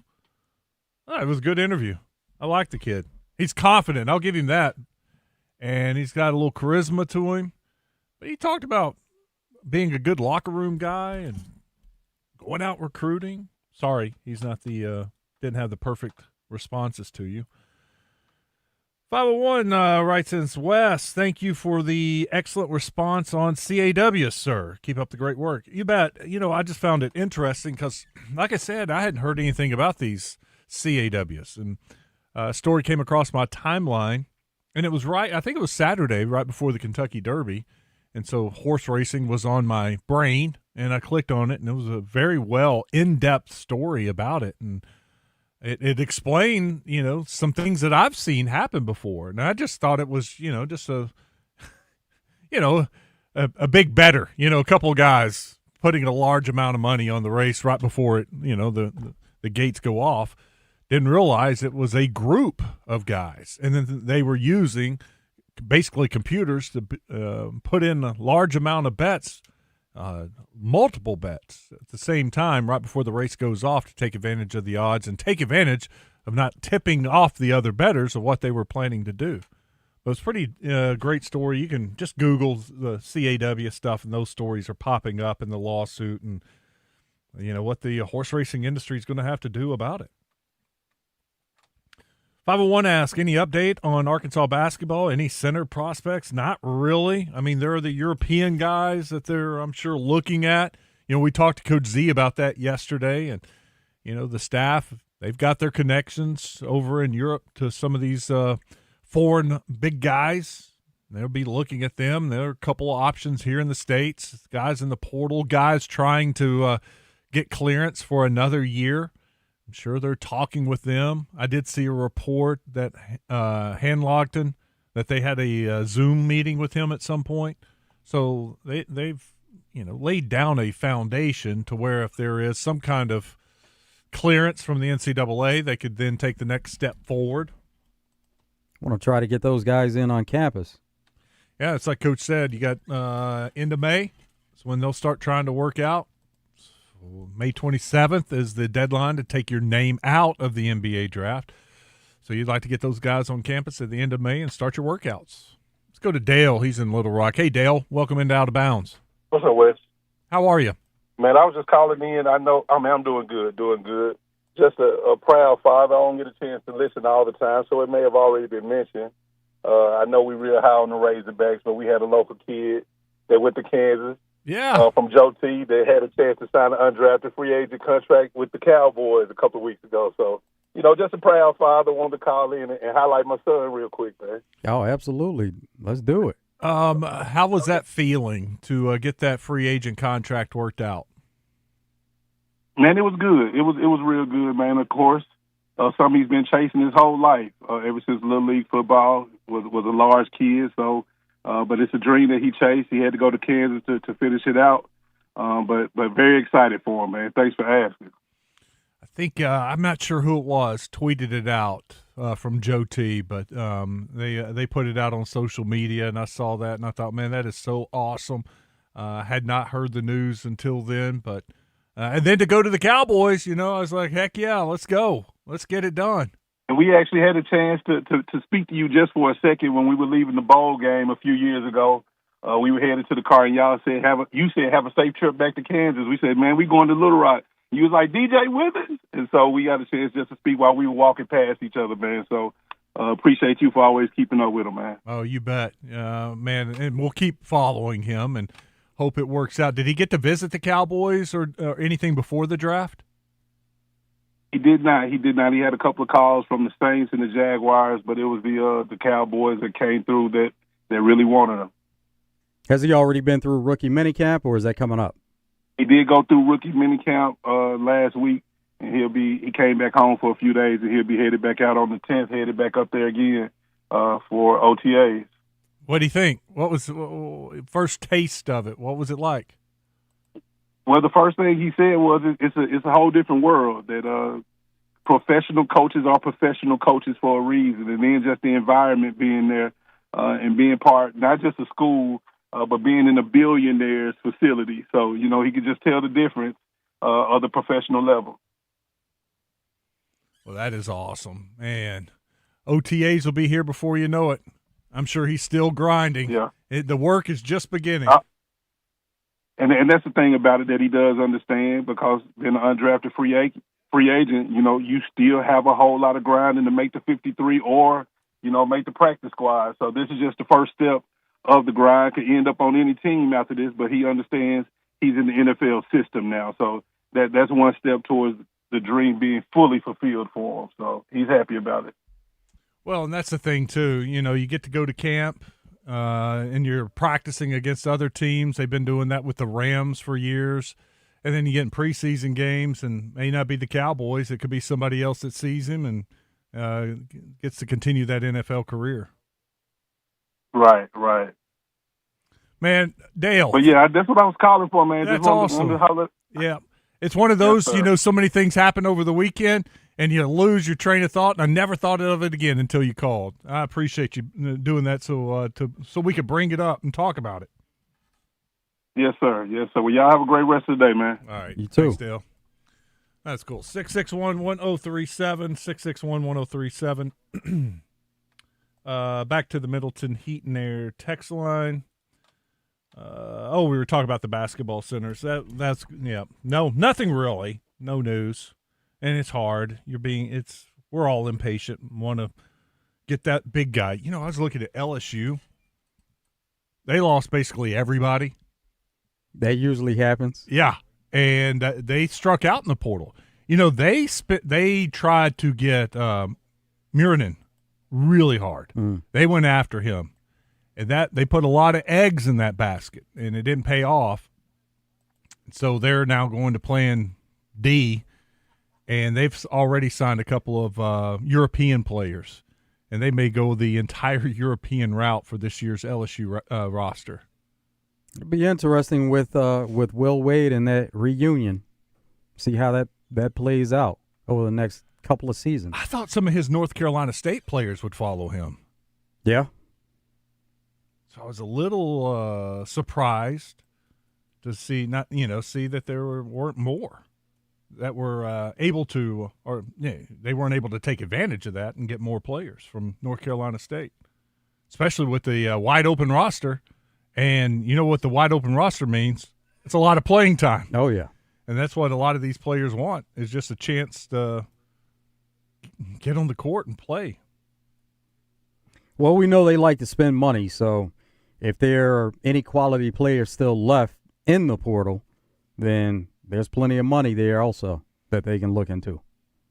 I'm having to write in my book, write down DJ Withers, Joe T., so I can keep an eye on the OTAs and any kind of news, and that'll help remind me to see how DJ's doing down in Dallas. All right, let's see. Arkansas, Mississippi State's done. 3-0, Arkansas wins. They move on. They will play Alabama tomorrow in the next round of the SEC tournament, scheduled to start at 1 o'clock. 870 says, Wes, what Wes meant to say is my wife doesn't let me hunt. She wouldn't care. She'd probably like it for me to get out of the house. I have people have asked me to go hunting, duck hunting or whatever hunting, and I just nah, not really. Don't have it as an interest anymore. No, I don't. I'd rather do something else. Kevin in Pangbird says, squirrel season is closed only when turkey season is open in spring. Thank you, Kevin. As a non-hunter, I'd have to call Trey Reed. Go ahead, Trey. What season are we in? Can I go do this? Now, in Texas, I wouldn't even be familiar. I've been gone for so long. I haven't been in Texas since 23 years now. Wow. I'd have to ask a buddy, what season are we? What can we do? All right, that's going to do it. Tomorrow, we'll talk some recruiting. We'll have Richard Davenport on at 2:10, get his thoughts on the portal, any big news on a big man. We'll keep an eye on that softball game, too. That'll be going on during the show. So it should be a fun day. Hope you can join us. Joe, have a good night. You too. We'll be back here tomorrow. Stick around, though. Drive Time Sports is next. Happens to your home or business.